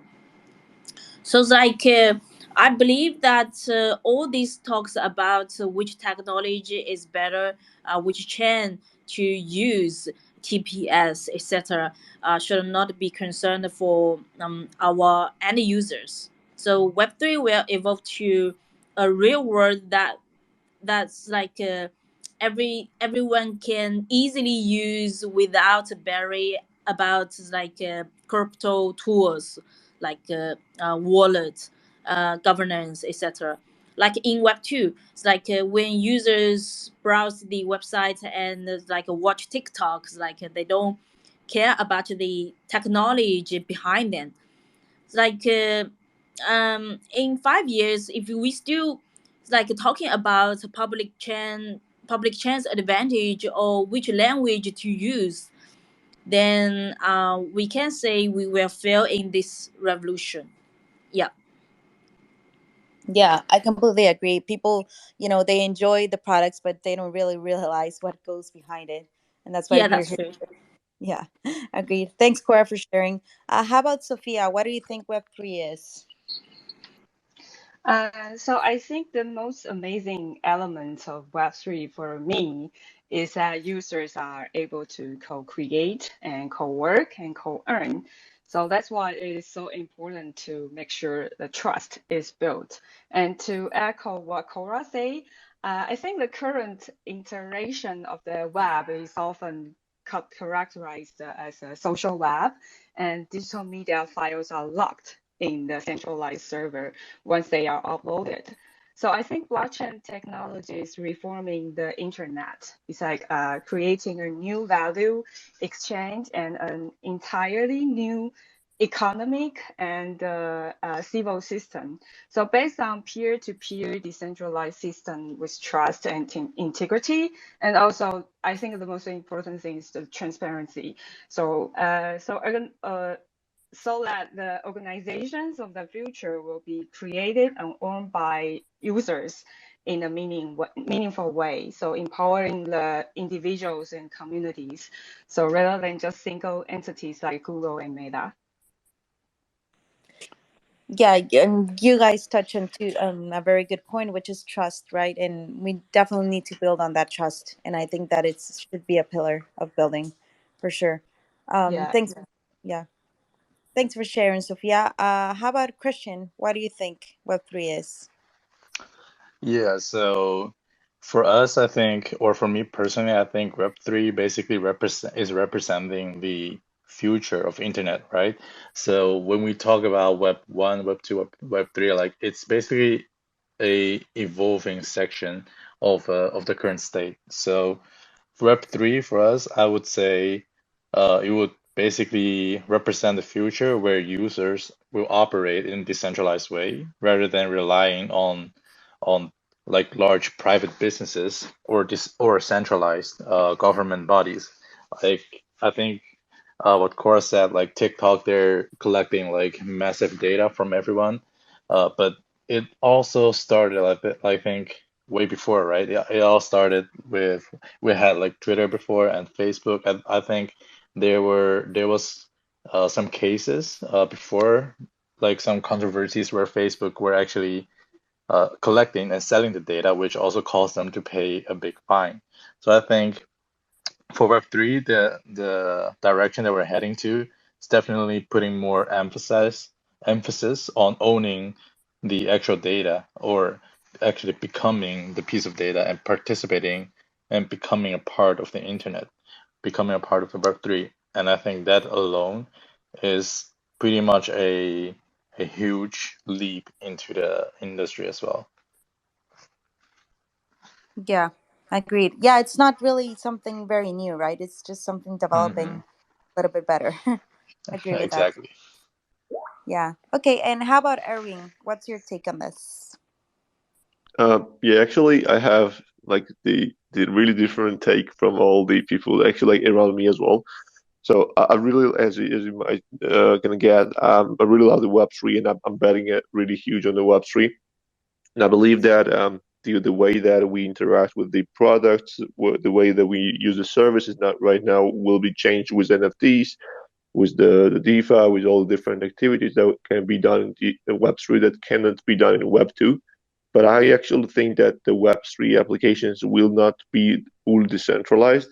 I believe that the way to go is to go to have C5, CDFI, basically like decentralized finance, like because the nature of the human beings, like not everyone is a rational human beings. Like not everyone wants to manage their own funds with their own custody, as well as it's not everyone wants to just kind of risk to just risk that they will not get scammed or whatever.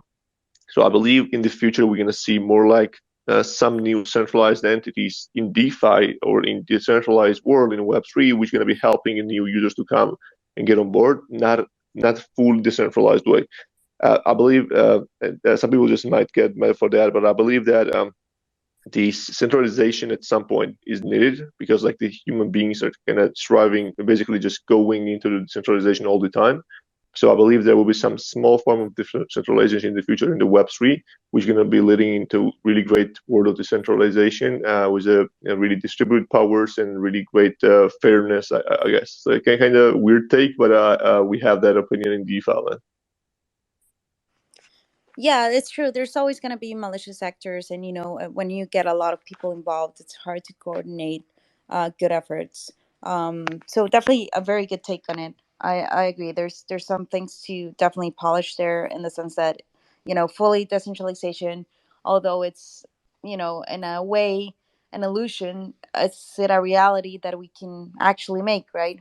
So very good point there. Thanks for sharing there, Erwin.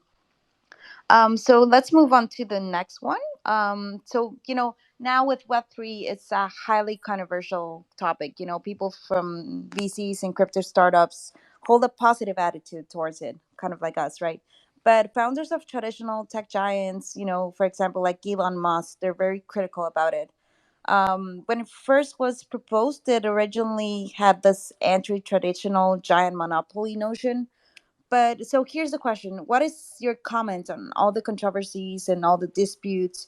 Do you think that there are gonna be entrepreneurial opportunities coming out of this disputes, or is it just gonna be an ongoing kind of fight going on? Oh, I see we have one of our guests also. Let me see who you are. Sorry, guys. Okay. So Yeah, for, from Sweeper DAO. I'm sorry. Yeah, I think this new person is from Curve and Sweeper DAO. Oh yeah. Okay. Hi. Welcome. Could you please introduce yourself and a little bit about your project and how it relates Hey to Web3? guys. Hey, this is Chris from Mr. Block and Curve and Sweeper. So I'm a so I've been doing crypto YouTube for the past 4 years, mainly creating tutorial content in Chinese. I have around 40,000 subscriber and been creating 3 videos a week. And then basically teaching people about DeFi, NFT, GameFi, and then also been angel investing, and then recently joined IVC as a venture partner, and then been in the scene for quite a long time. And the way I've been listening, the previous round and then this round as well of talk, and hearing some really cool advice and reflect. I think being in this market for quite a long time, there's always been multiple pivot in the market, and in 2020 it was DeFi, and it was a sound economy that kind of give an actual utility to the token. For example, at Curve, by locking your Curve token, you get VCRV, which can be used for gateway vote. And on top of that, there are multiple ecosystems that's built on top of it, such as Convex, such as Yearn, multiple ecosystem product that kind of make it possible that everyone want to kind of bribe the vote because it becomes so useful. And I think in 2022 we're going to see a lot more of these use cases that might be built on other protocol, and could even be in GameFi. GameFi has been a huge pusher in Q3, Q4 of 2021. And we've seen a lot of blockchain companies trying to build their own game, but I think this year we're going to see a lot of AAA studio or studio that has AAA game creating experience coming into the crypto market. Some of the project that we're working with has built some of the coolest game in Japan, and are designing token utility that can kind of avoid death spiral or simply farm and dump. And yeah, the last thing I'm interested is probably in guilds. I think guild economy has proven to be quite valuable for GameFi and even in the NFT market. Same thing can be seen in Sweeper DAO and Pleaser DAO, where when you have a bunch of people, not too many people, I think 100 or 50 people that are either it could be VC background or just pure NFT collector background, can have quite a good impact. So a little bit background about Sweeper DAO. Sweeper DAO, like its name, focus on sweeping the floor. We've been sweeping Ape and Mutants and Kennel since October. And it has a lot of well-known NFT collectors such as Maji Big Brother from Cream, as guys like Leo from Iron Bank, and multiple VC guys like IVC, Dragonfly Capital, and Mindworks, OVC, and so on. And similar to Pleaser DAO, having people that are similar interests getting together and then enjoying what they do. So one thing I'm really bullish this year is NFT DAO and guilds. Yeah, that's pretty much it. And I think another part I'm interested in, probably last thing is tools. You know, we're seeing a lot of use cases around doing analytic and on-chain analysis. There are a lot of new projects that are building around that, and such as Token Flow, Block Vision, and you know, DBank, Zappify, and Zeron has proven to be such an important tool when it comes to tracking your DeFi yields. There isn't a really one place that you can track GameFi yields. For example, if you put in your ETH address, can you track how much you earn in Thetan Arena, or you know, Zrun, or Axie Infinity, Wonder Hero, Star Shark, some of the more famous GameFi? There isn't one place to track. So there's a one project called GameTaverse that's kind of like the DBank Zappify, but for GameFi. So these GameFi NFT specific tool that we're seeing in DeFi, quite bullish about these tools to be built. A lot of tools like Zappify and Zeron were built during the last winter, and a lot of people are thinking it's kind of the winter for DeFi and slowly a bear market. Will be interesting to see more of these tools being built. Yeah, that's about it. Okay. Yeah, thank you very much for your comments. It definitely, yeah, SuperDAO is a very interesting project. We'll definitely check it out. So coming back to my question, with all the controversies going on and people tweeting about, Web3 not really being something good or being, a monopoly or anti-monopoly, what are your thoughts on all the controversies that are coming up? And do you think some opportunities for business will come up? Let's start with Christian. Yeah, well, I mean, since this is something new, so there's always gonna be voices against it. It's like any other new tech that we've seen before, right? So when back in the days when telephones or portable telephones were first found out, no one would believe you would carry such a thing around you, and now people can't even live without it. And similar with the internet, I think maybe 10, 20 years ago, people wouldn't be able even think about uh, being portable and be able to have access on like online videos, watching those things. So I think for Web3, it is pretty much a new concept for the majority of the average Joe, so to say, to actually imagine to own like what they have in possession, right? And also, obviously, it's touching the cakes of the tech giants, so to say, which is why I think that they might be against it and having critical views and opinions about it. And also, it's because from our own point of view, it's because there's a lot, because we're still so new into the industry, so there's a lot of gray areas. And that's also one of the reasons we have seen like a lot of rug pulls and malicious projects, which will cause some negative reputations, bad reputations for the industry itself. So it does need some time to consolidate and to basically refreshen our reputation and image of what true Web3 means and what we can provide, and how like it will convenient the humanity and bring us basically to the next big thing, like how we would take advantage of the new technology and make our daily life easier. I think it just takes more like a couple of years or to have a real adoption around it. I mean, for now, it's already much better than I would say 4 to 5 years ago. Right now, I think we can basically do groceries, travel around by paying with cryptocurrencies, and this was something that was unimaginable like a couple years ago.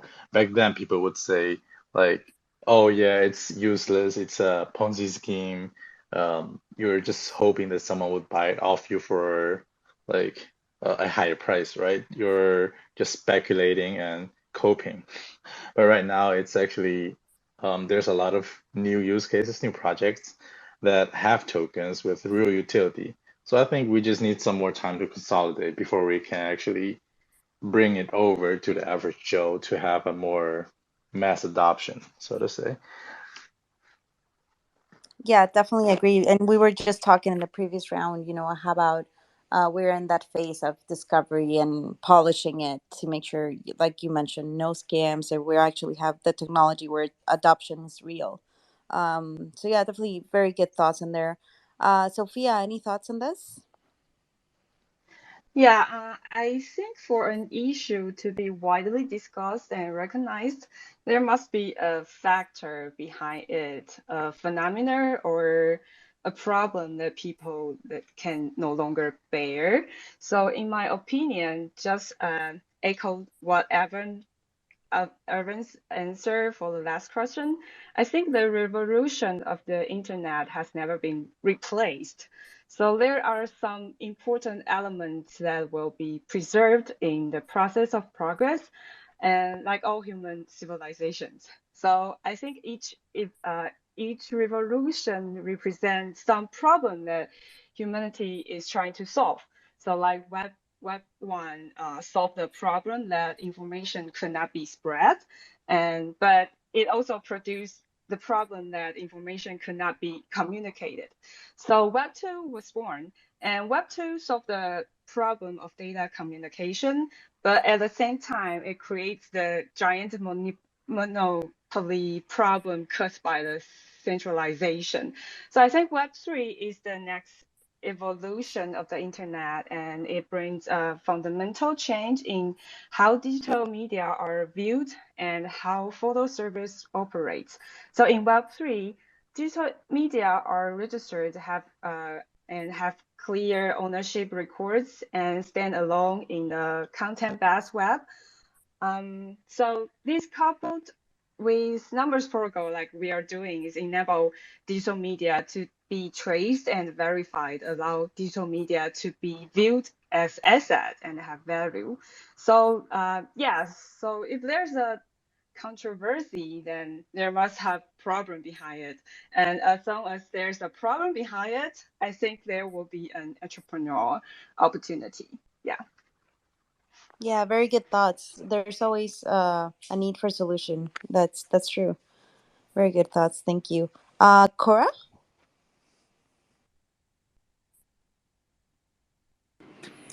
Yeah. For these questions, I think for 15 years ago, we had a similar controversies in Web 2.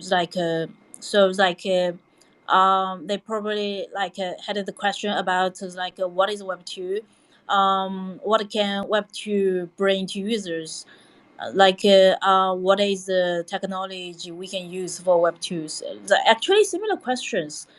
At that period, lots of people were suspicious about its future, and traditional institutions didn't want to change their working habits. Um, Revolution always comes with disputes and doubts, and also revolution always comes with opportunity. The small groups of Web2 players now are the young and the most adventurous people, and they want a more equal internet for everyone like us. Yeah. As we can see, the data of blockchain users, and the developers and the industry capacity are showing an increasing trend, which attracts some Web2 people's attention.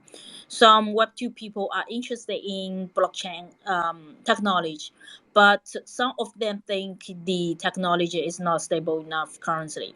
But we cannot stop the trend into this more fair society. For example, data privacy has not been regulated until the mass population realized that the Web 2s are using and making profits from these data violates their rights. So it's inevitable that we could need Web3's promise of returning ownership back to people, even it's not backed by blockchain.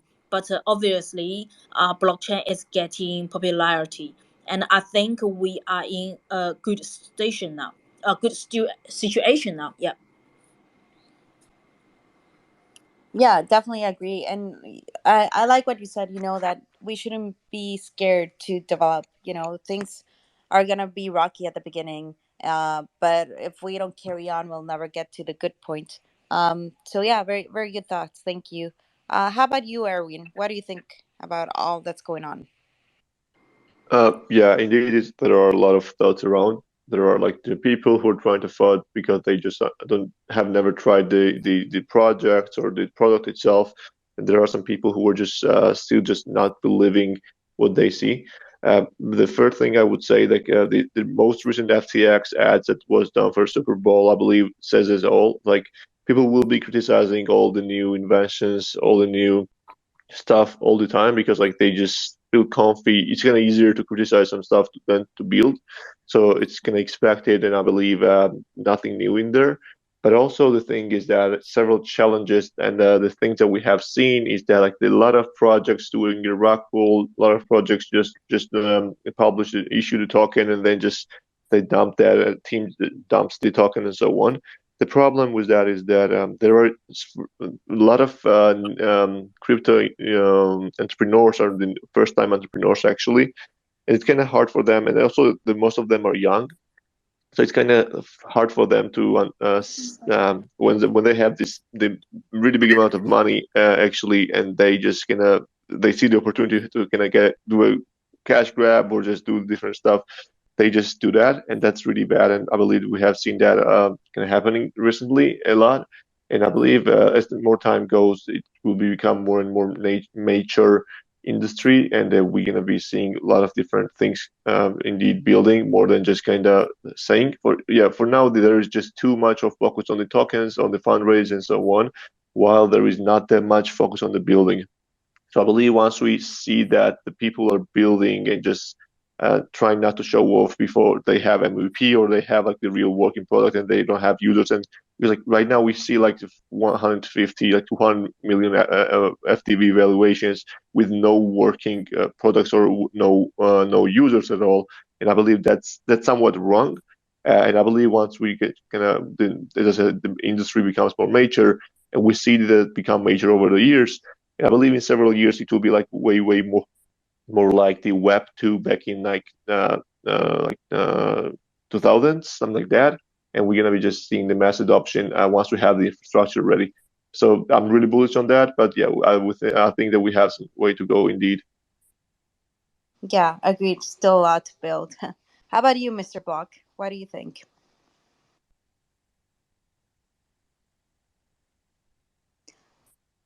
Hello, can you hear me? Yes, we can. Could you repeat the question again?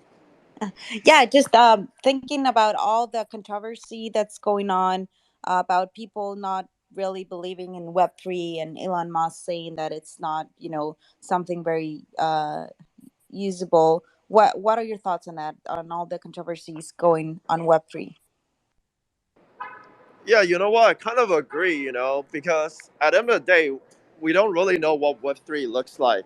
I think we're on the brink of iceberg of, tip of the iceberg of, the actual Web3. Just like a lot of people are saying, the metaverse is what we're seeing right now, like Decentraland, or Crypto Voxel or, Sandbox. I don't really envision that knowing if that's the actual metaverse, right? So, I think Web3 is such a big topic that and such a huge leap of human technology and everything. So I think it makes sense to delve and to try even harder to understand what actual Web3 is like. It could be decentralized, it could be blockchain, or blockchain is part of the Web3, but it's not the entirety of Web3. So yeah, I think my final thought about this is I think it makes sense to delve it, I do agree that we are currently not seeing the actual Web3, and so we don't know what it's like. Yeah. Yeah, very good thoughts. Thank you on that. And then, guys, we have a new guest. It's Andy. He's the operation director for Dreamverse. Welcome, Andy. If you want to talk a little bit about Dreamverse and what you guys are doing, and then talk about Web3 controversies and how you guys have been handling and your thoughts on that, please go ahead. I'm sorry, I'm late. My phone is some problem and I solve it. First, let me introduce Dreamverse. Dreamverse is a metaverse platform which includes various VR contents. It's a landing application of Web3, aiming to become one of Web3 main entrants. Dreamverse supports various NFT transfers into three-dimensional avatars such as Bored Ape. Dreamverse Land can build various three-dimensional and VR scenes. You can use your three-dimensional avatars to explore a variety of scenes and participate in various games. All IP creators, builders, and users will share the benefits of the project. Dreamverse has also signed many famous IPs such as McGrady, Plushenko, Astro Boy, EVA, The Wandering Earth, and so on. They will continue to center in Dreamverse, bring all kinds of avatars, build all kinds of IP scenes, and so as to create all kinds of rich metaverse worlds. About the questions, in my opinion, in the era of Web3, every interaction of users should be recorded and qualified. Users can own their own data ownership and user rights. Users also can join the resulting benefits distribution fairly that was taken away by Internet games in Web2. Dreamverse encourages all kinds of IP creators and developers to enter develop Dreamverse and let them share the benefits of the platform, which is realizing the idea of Web3. On the one hand, there will be a lot of work to be done on the underlying blockchain technology, such as distributed storage and transmission. On the other hand, some landing applications are also required to be provided to users. We expand that disruptive applications such as Facebook, Twitter, WeChat, and TikTok are likely to appear in landing application. That's all. Thank you. Okay, thank you for your thoughts and for introducing your project. Very interesting indeed. So let's move on to question 4. So, obviously with a new technology, you need to attract users. So, can you guys share with us your strategies and plans to attract target users to your ventures?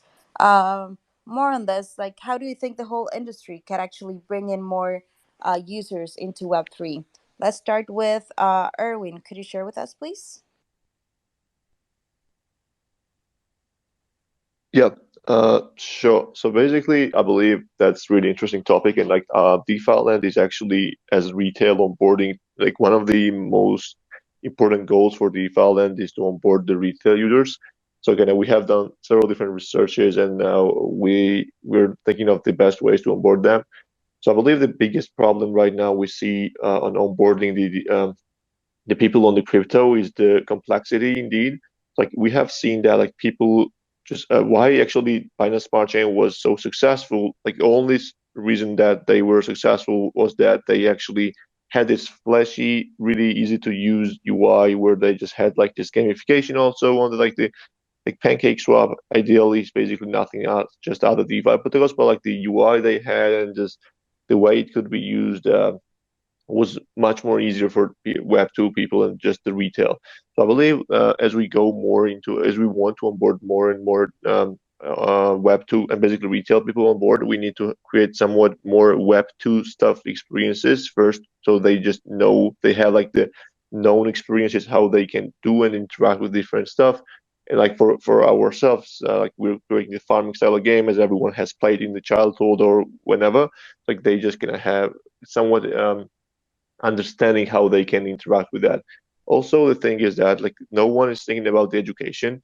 Like everyone is building like this new complex like DeFi, AMMs, like the metaverse. Like everyone is trying to make their project more complex to kind of seem like more sophisticated, while they are no one is actually thinking about the simplicity or explanation into the real retail users that we really need to have a mass adoption.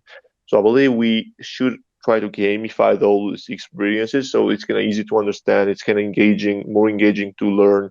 Like no one is incentivizing much learning, so we also just take that care. So we try to create the tools. You should everyone should create the educational tools or just content so that the people can really easily learn and adapt. And also the thing is that everything right now in crypto is mainly in English. Like every other project, every other protocol, every game, everything is in English. Like there other languages are basically never supported, like on even only like really massive projects. So I believe that kind of localization and basically translating your game or translating your product into different languages, creating the content not only on English with like paying the YouTubers to just shield your project, but actually just paying the money to create the local content as well. So like the people can actually understand. That's actually really big as well, because like there are so many different languages that have like millions, also the billions of the speakers, like and there is no content for them. So I believe that's also one of the major things. And indeed, like the kind of going with the marketing and doing the events or the advertising is really like a known way to get the people on board. But I believe kind of working, creating the progress, actually building something, and then having the referral system or having the way to invite your friends or just kind of to make it spread as a word of mouth is like at least 100 times more effective. And we're trying to go that way. So I believe building and then trying to kind of make it go actually adapt it to the retail, not just the sophisticated users, is the way to onboard the next billion users to DeFi and crypto itself. Thank you very much. I think the language thing is something very important. And I love that you touched on that point, because I definitely agree. There's a lot more markets that are not being reached out of the simple, idea of not having your platform translated, for example. So I love that idea. And at the end of the day, we want to expand to global markets. So definitely a very good point. Thanks for sharing on that. How about Christian? What do you think could be a good strategy to pull in? Mm-hmm. Yeah, definitely. I do have to agree a lot with like majority of the points that Arvin just mentioned. There's a lot of, I remember when I first started out getting in touch with like various DeFi protocols, it was really complicated and I had to go through like a bunch of YouTube tutorials to just figure out how things work. So I think a really good guidance for new users that would help out massive on onboarding and attracting new users as well. Also, that's also what we're trying to build in our project as well, like putting more gaming elements so we could guide the users through the process, basically, to getting to know more about a product or crypto in general, while minimizing the tech part. So I think emphasizing on the visuals and the experiences, the immersiveness, where users just, they just follow the steps and then they'll eventually get to know it. And when they want to dive deeper into it, we'll just open up a different option for them. So let's say you create several channels which will separate the beginning or the new users versus the more advanced or experienced users, where you might offer like more complex products. I think this is also the way how some exchanges operated in the beginning.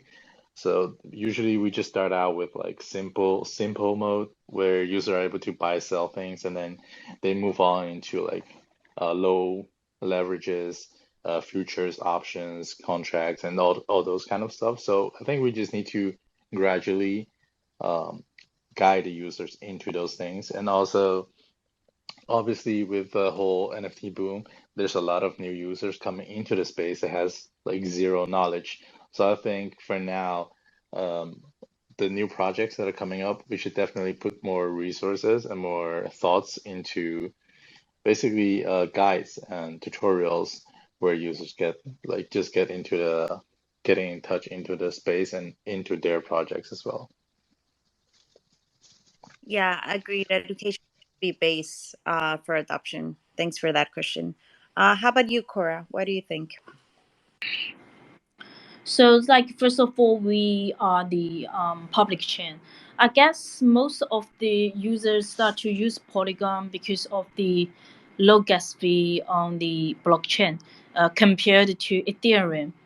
Then like they will find that it is a huge universe, a secure, easy to use, low cost ecosystem where all biggest platforms are built on or connected with, like Uniswap, SushiSwap, like OpenSea, GitHub, Avi, etc.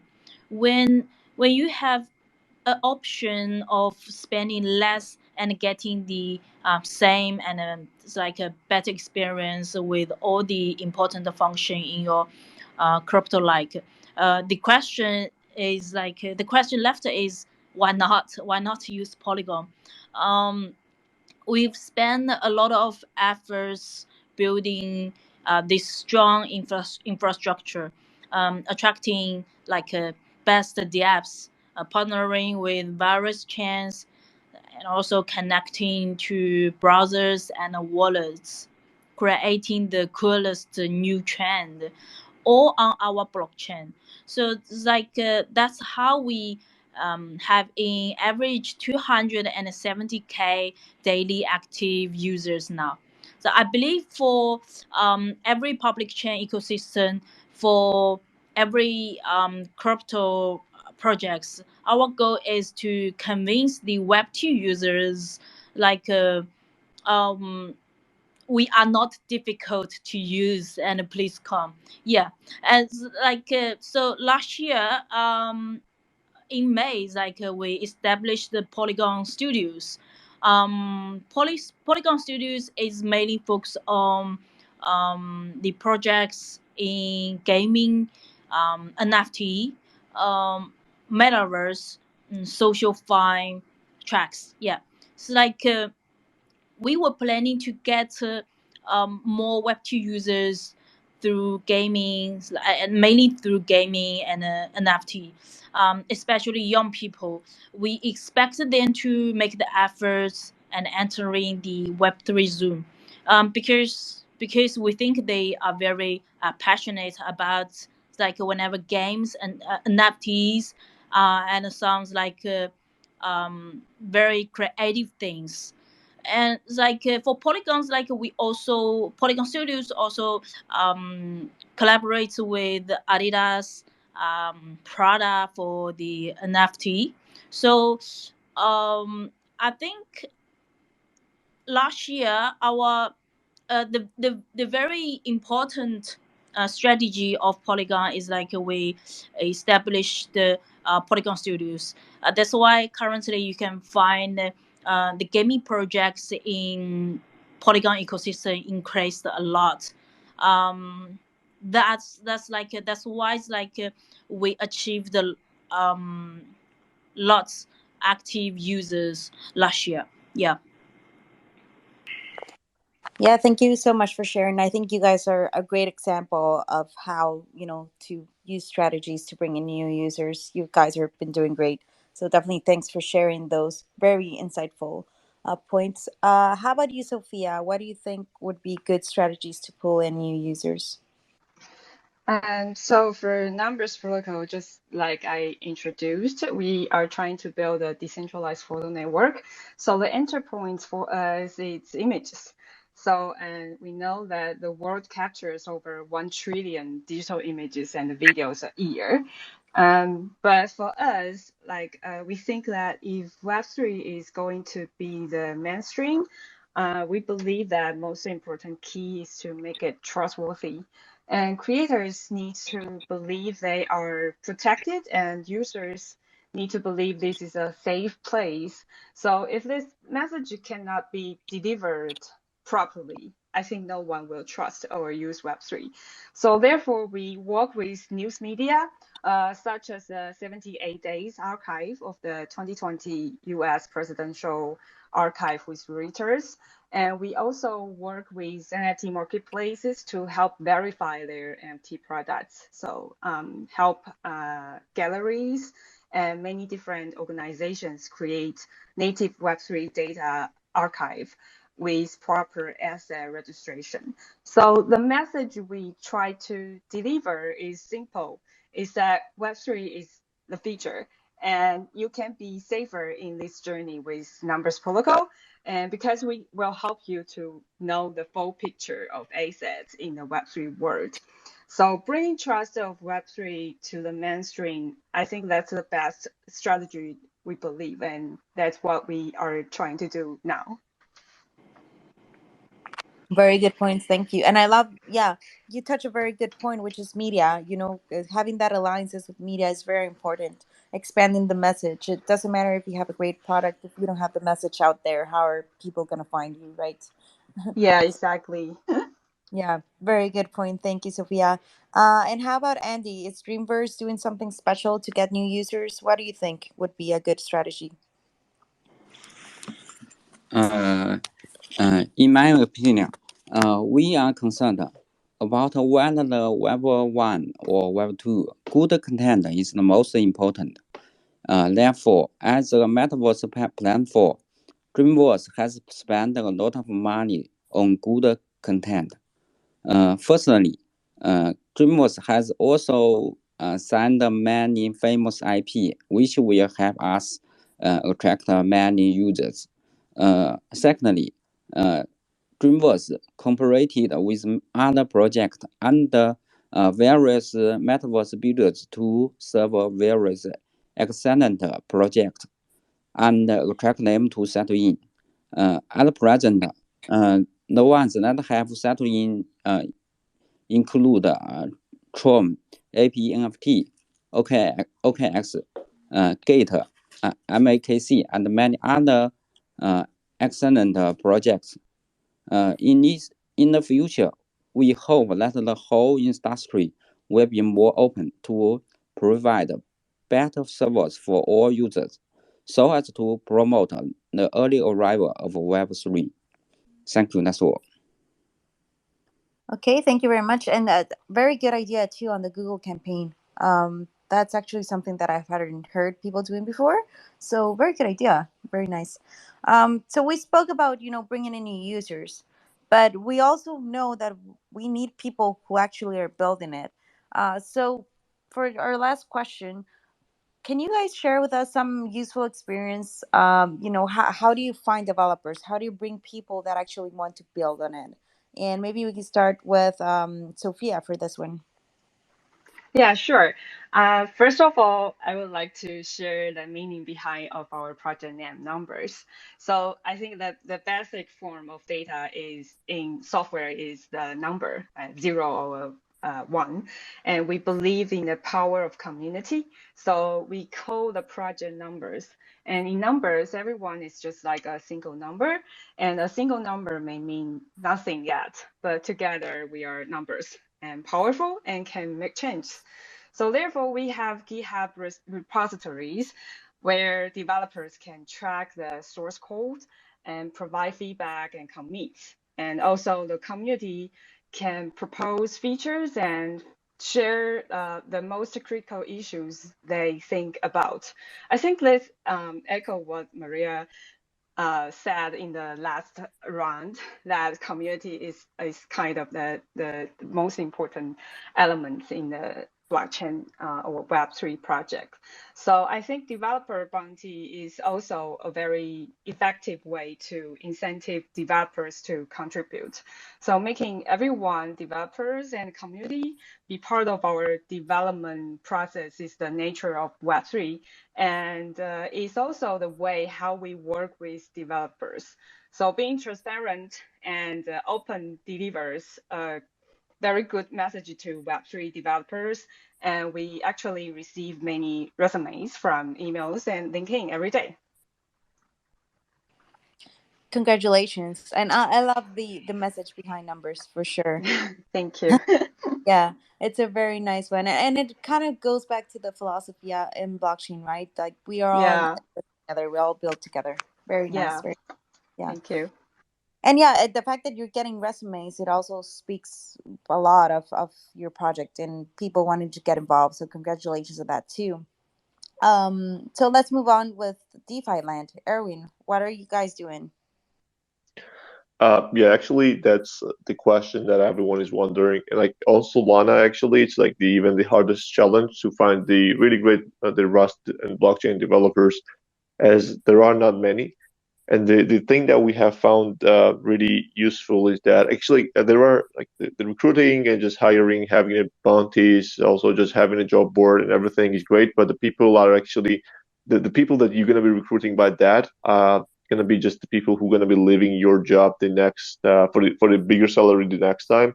So it's kind of hard to kind of hire someone without sharing the equity or just the tokens just directly to be and as excited as you are on your project. It's like the best way is to indeed hire from the community from the people who really love your product and they want to contribute. That's the best way. But sometimes that's not possible. Sometimes it's not. It's hard to find. So what we have found really, really useful, and I believe not really many projects are doing that, is to find really good Web2 developers who are really good on their industry or in their realm, or the people who are like the students who are basically really good. I mean, maybe they have been the former national teams members in informatics or the mathematics, and they or maybe are just really good at math or the computer science or algorithms, and just hire them to learn basically. So what we have done that really successfully.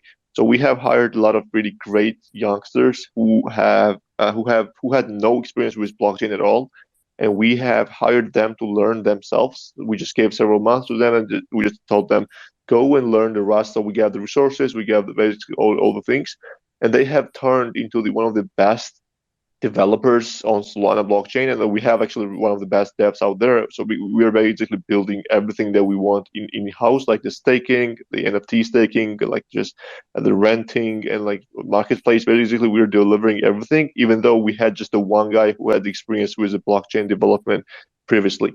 So I believe that's like the trick that not everyone is using, and I would really recommend to just go and try to find the great people in the Web2 and incentivize them to turn into Web3. Plus, they will be loyal to you as you have changed their lives, and also just really, really great way to have a quality devs. Yeah, thank you. Very interesting approach and very nice one. And also, you're promoting young people into developing further. So congratulations on that. I think that's Thanks. a great. Yeah, very nice. Thank you. How about Christian? What are you guys doing? Yeah, I definitely have to agree with Erwin on like the potential of bringing new people from Web 2 into the Web 3, and by encouraging new youngsters is obviously a good way to have more people joining us as well. But rather than that, majority of our developers came from like bigger corporations with like more experiences, since we are sure of their skills and their like ethical aspects as well.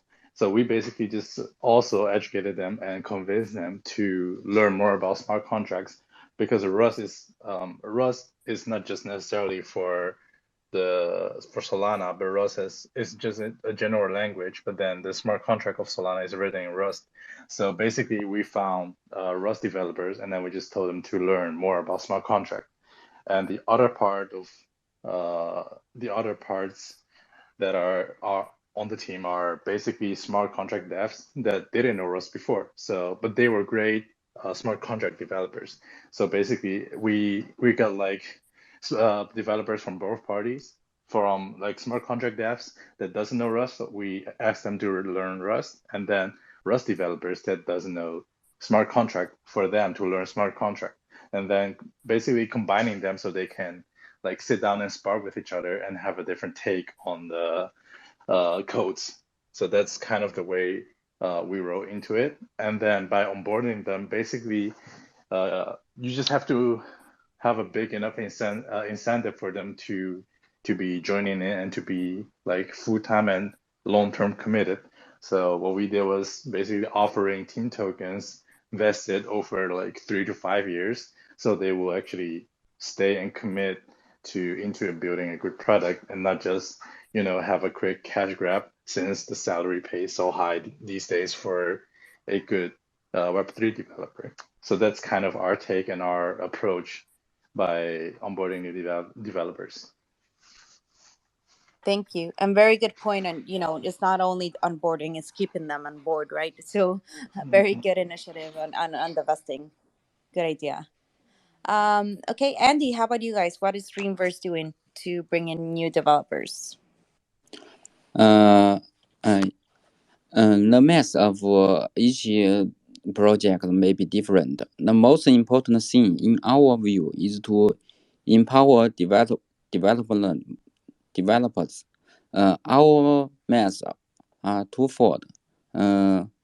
Firstly, we provide IP empowerment by for example, by introducing MakeReady. We provide help for their marketing to our friends, attracting a group of developers such as MAKC and Starducks. Secondly, we provide Metaverse construction servers for developers. After all, not all developers have the ability to build Metaverse. We cooperate with MetaState and other builders to provide developers with NFT modding, synth modding, and other services to relieve their worries. That's what we do. Thank you very much. Thank you for sharing. And then Cora, could you share with us a little bit about what you guys are doing? Yes, sure. So Polygon has been by far the most preferred scaling solution. And the number of applications being built on the network has doubled every month over the past few months. This is especially true for applications based on DeFi and NFT. And there are a couple of important reasons for that. So the first one we can say is first of all, Polygon has been giving out funds for developers, apps, and hackathons since early last year. Last month we had 5 hackathons already. We are very active in all developer related communities, events, university courses, and GitHub, etc. So we devote a lot of money to it. Many might think we get most of the developers from Ethereum, but data shows differently. Of all the apps that have been built on Polygon, 68% have been built only on Polygon, while 38% have been built on Ethereum and Polygon as well. So this shows that developers are increasingly beginning to use Polygon as a standalone network for building their applications rather than just trying to port over the existing applications from Ethereum to Polygon to make use of the scaling solution. This is good in the long term for the network and shows the trust and reliability that the developers have begun to have in Polygon. So it's like, and also it's like for technology part, Polygon wants to deliver the best solution in ZK technology. And we've acquired some very big names in the field, including Mirror, Hermes, etc. We make sure we are pioneering in the ZK knowledge. So our developer will be updated with the best technology always. Another advantage is that the network has presented a simple, easy to use suite of APIs for developers to develop their apps on the network. And this has made the process of going to make much easier, not only for the Ethereum developers, but for any developers. The last part is for community. Polygon builds what do we say is like a strong developer community, and is very supportive for all newcomers. So like builders can find everything they need just in a click and get answers right now. So it's like they can find a lot of eager and young builders like themselves, and it's very easy for them to feel closely connected with the community. So these are the three key accelerators that help make the Polygon's explosive growth possible. Yeah. Yeah, I think you guys are definitely a very good example, as I said, also of adoption, and developers are building a lot. So very excited to hear that. Thanks for sharing, Cora. And Thank then you. finally, I think and then finally we have a late guest who had some issues, but he's here now. We have Wilson Wu. He's the head of Asia for Avalanche. So Wilson, do you want to talk a little bit maybe about Avalanche, kind of present to it, and then tell us how you guys have been attracting new users and also new developers? Sure. Thank you for inviting us here, and yeah, I think it's a great moment that to look into the developers communities, and for Avalanche here, we've been developing the Asian market pretty much since early last year, and the whole market progression actually we see from a few stages. At the very beginning of early last year, we started building the Asia side of communities and marketing coverage. We start looking to the infrastructure side of the building. So we see Penguin was launched on February last year, and then we have the bridge, Avalanche bridge built ready mid of last year. And then we launched the incentive program, Avalanche Rush, in August last year. So we see all those progressions are building the fundamental layers, including the community groups. Then the second part is the basic infrastructure layer of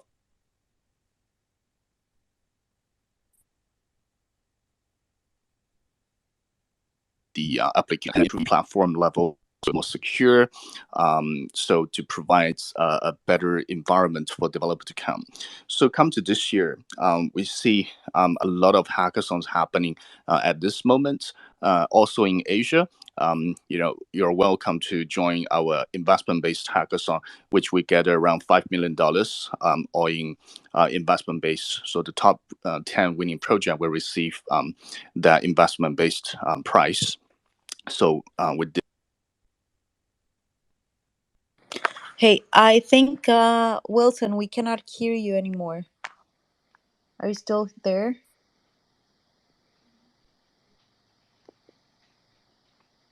Yeah, I think we lost signal with Wilson. Hello? Different Yeah. kind of chains will develop different kind of culture, and for a project, if they really want to develop really well in the Okay. Yeah. I'm sorry, Wilson. We're kind of losing you. Maybe try to reconnect. But yeah, definitely. Also, Avalanche is bringing a lot, so very interesting to hear. Hopefully, he gets to reconnect to kind of hear from him. But moving on, because we do have a little time left, let's move on to questions from the audience. Anyone has a question that you would like to present to our speakers right now, taking advantage that we have here?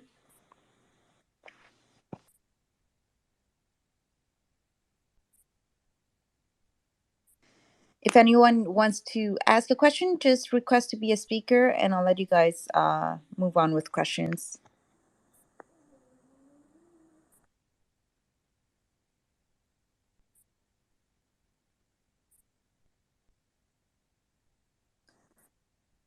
Okay, seems like it's really early for everyone. It's still trying to get up and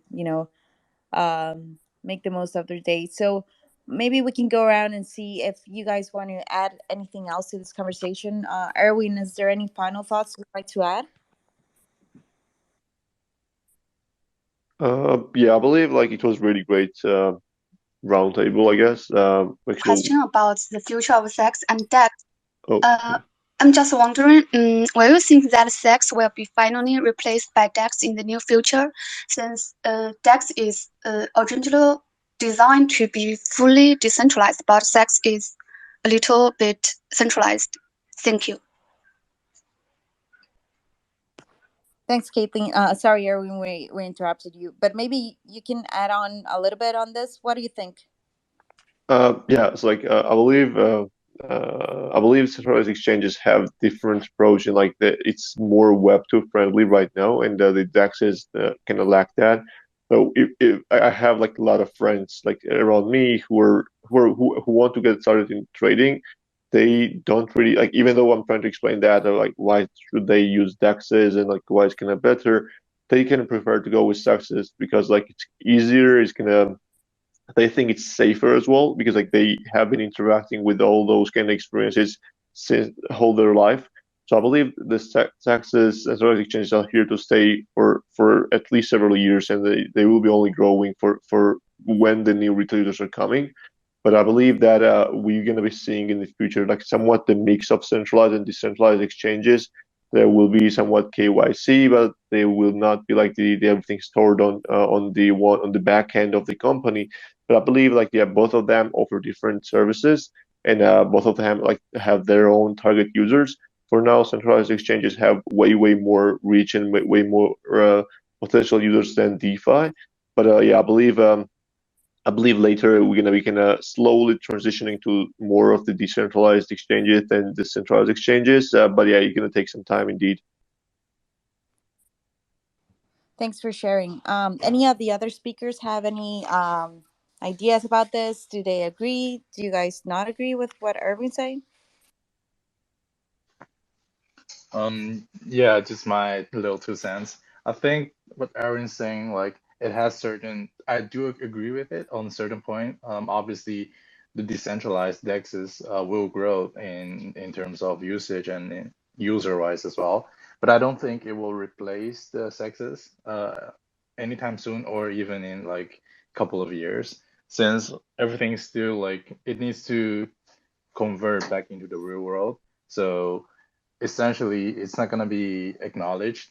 From my own point of view, it's not going to be acknowledged and adopted by basically central authorities. So let's say if you want to do a big purchase like a real estate or a car, let's say, you have to go through like banks, right?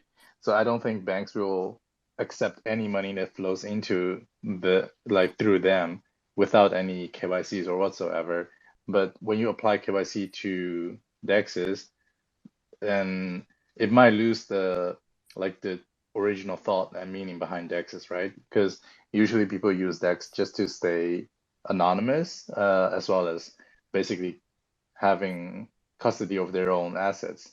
But I still think it's mainly it's about the anonymity, because centralized exchange, only thing that it does, you can basically withdraw the funds at any given time. So I don't think it's the custody part that users dislike. It's more like the KYC part, because it also blocks the gateway for a lot of users just because of their nationality. So I still think we have to break the barrier of regulations before we can actually fully convert into DEXs. Just my 2 cents. Very good insight. Any other insights, Sophia or Cora? Yeah, I think I agree with Christian and part of agree with Irving. Just like I said before, I think the revolution of the internet has never been replaced. So I don't think anything in Web3 will replace anything in Web2. I think that's a progress. Like we can maybe have more like freedom or more like autonomy in the Web3, but I don't think things in Web2 will be fully replaced, or it will maybe take a longer time. Yeah, I think that's I think things all have like pros and cons, and I think the human nature is to keep the pros and then to kind of do some changes for the cons. So yeah, that's what I thought for the SEX and DEX.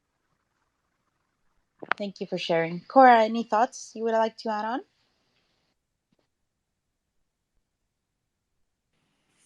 on? Not really. Okay, no worries.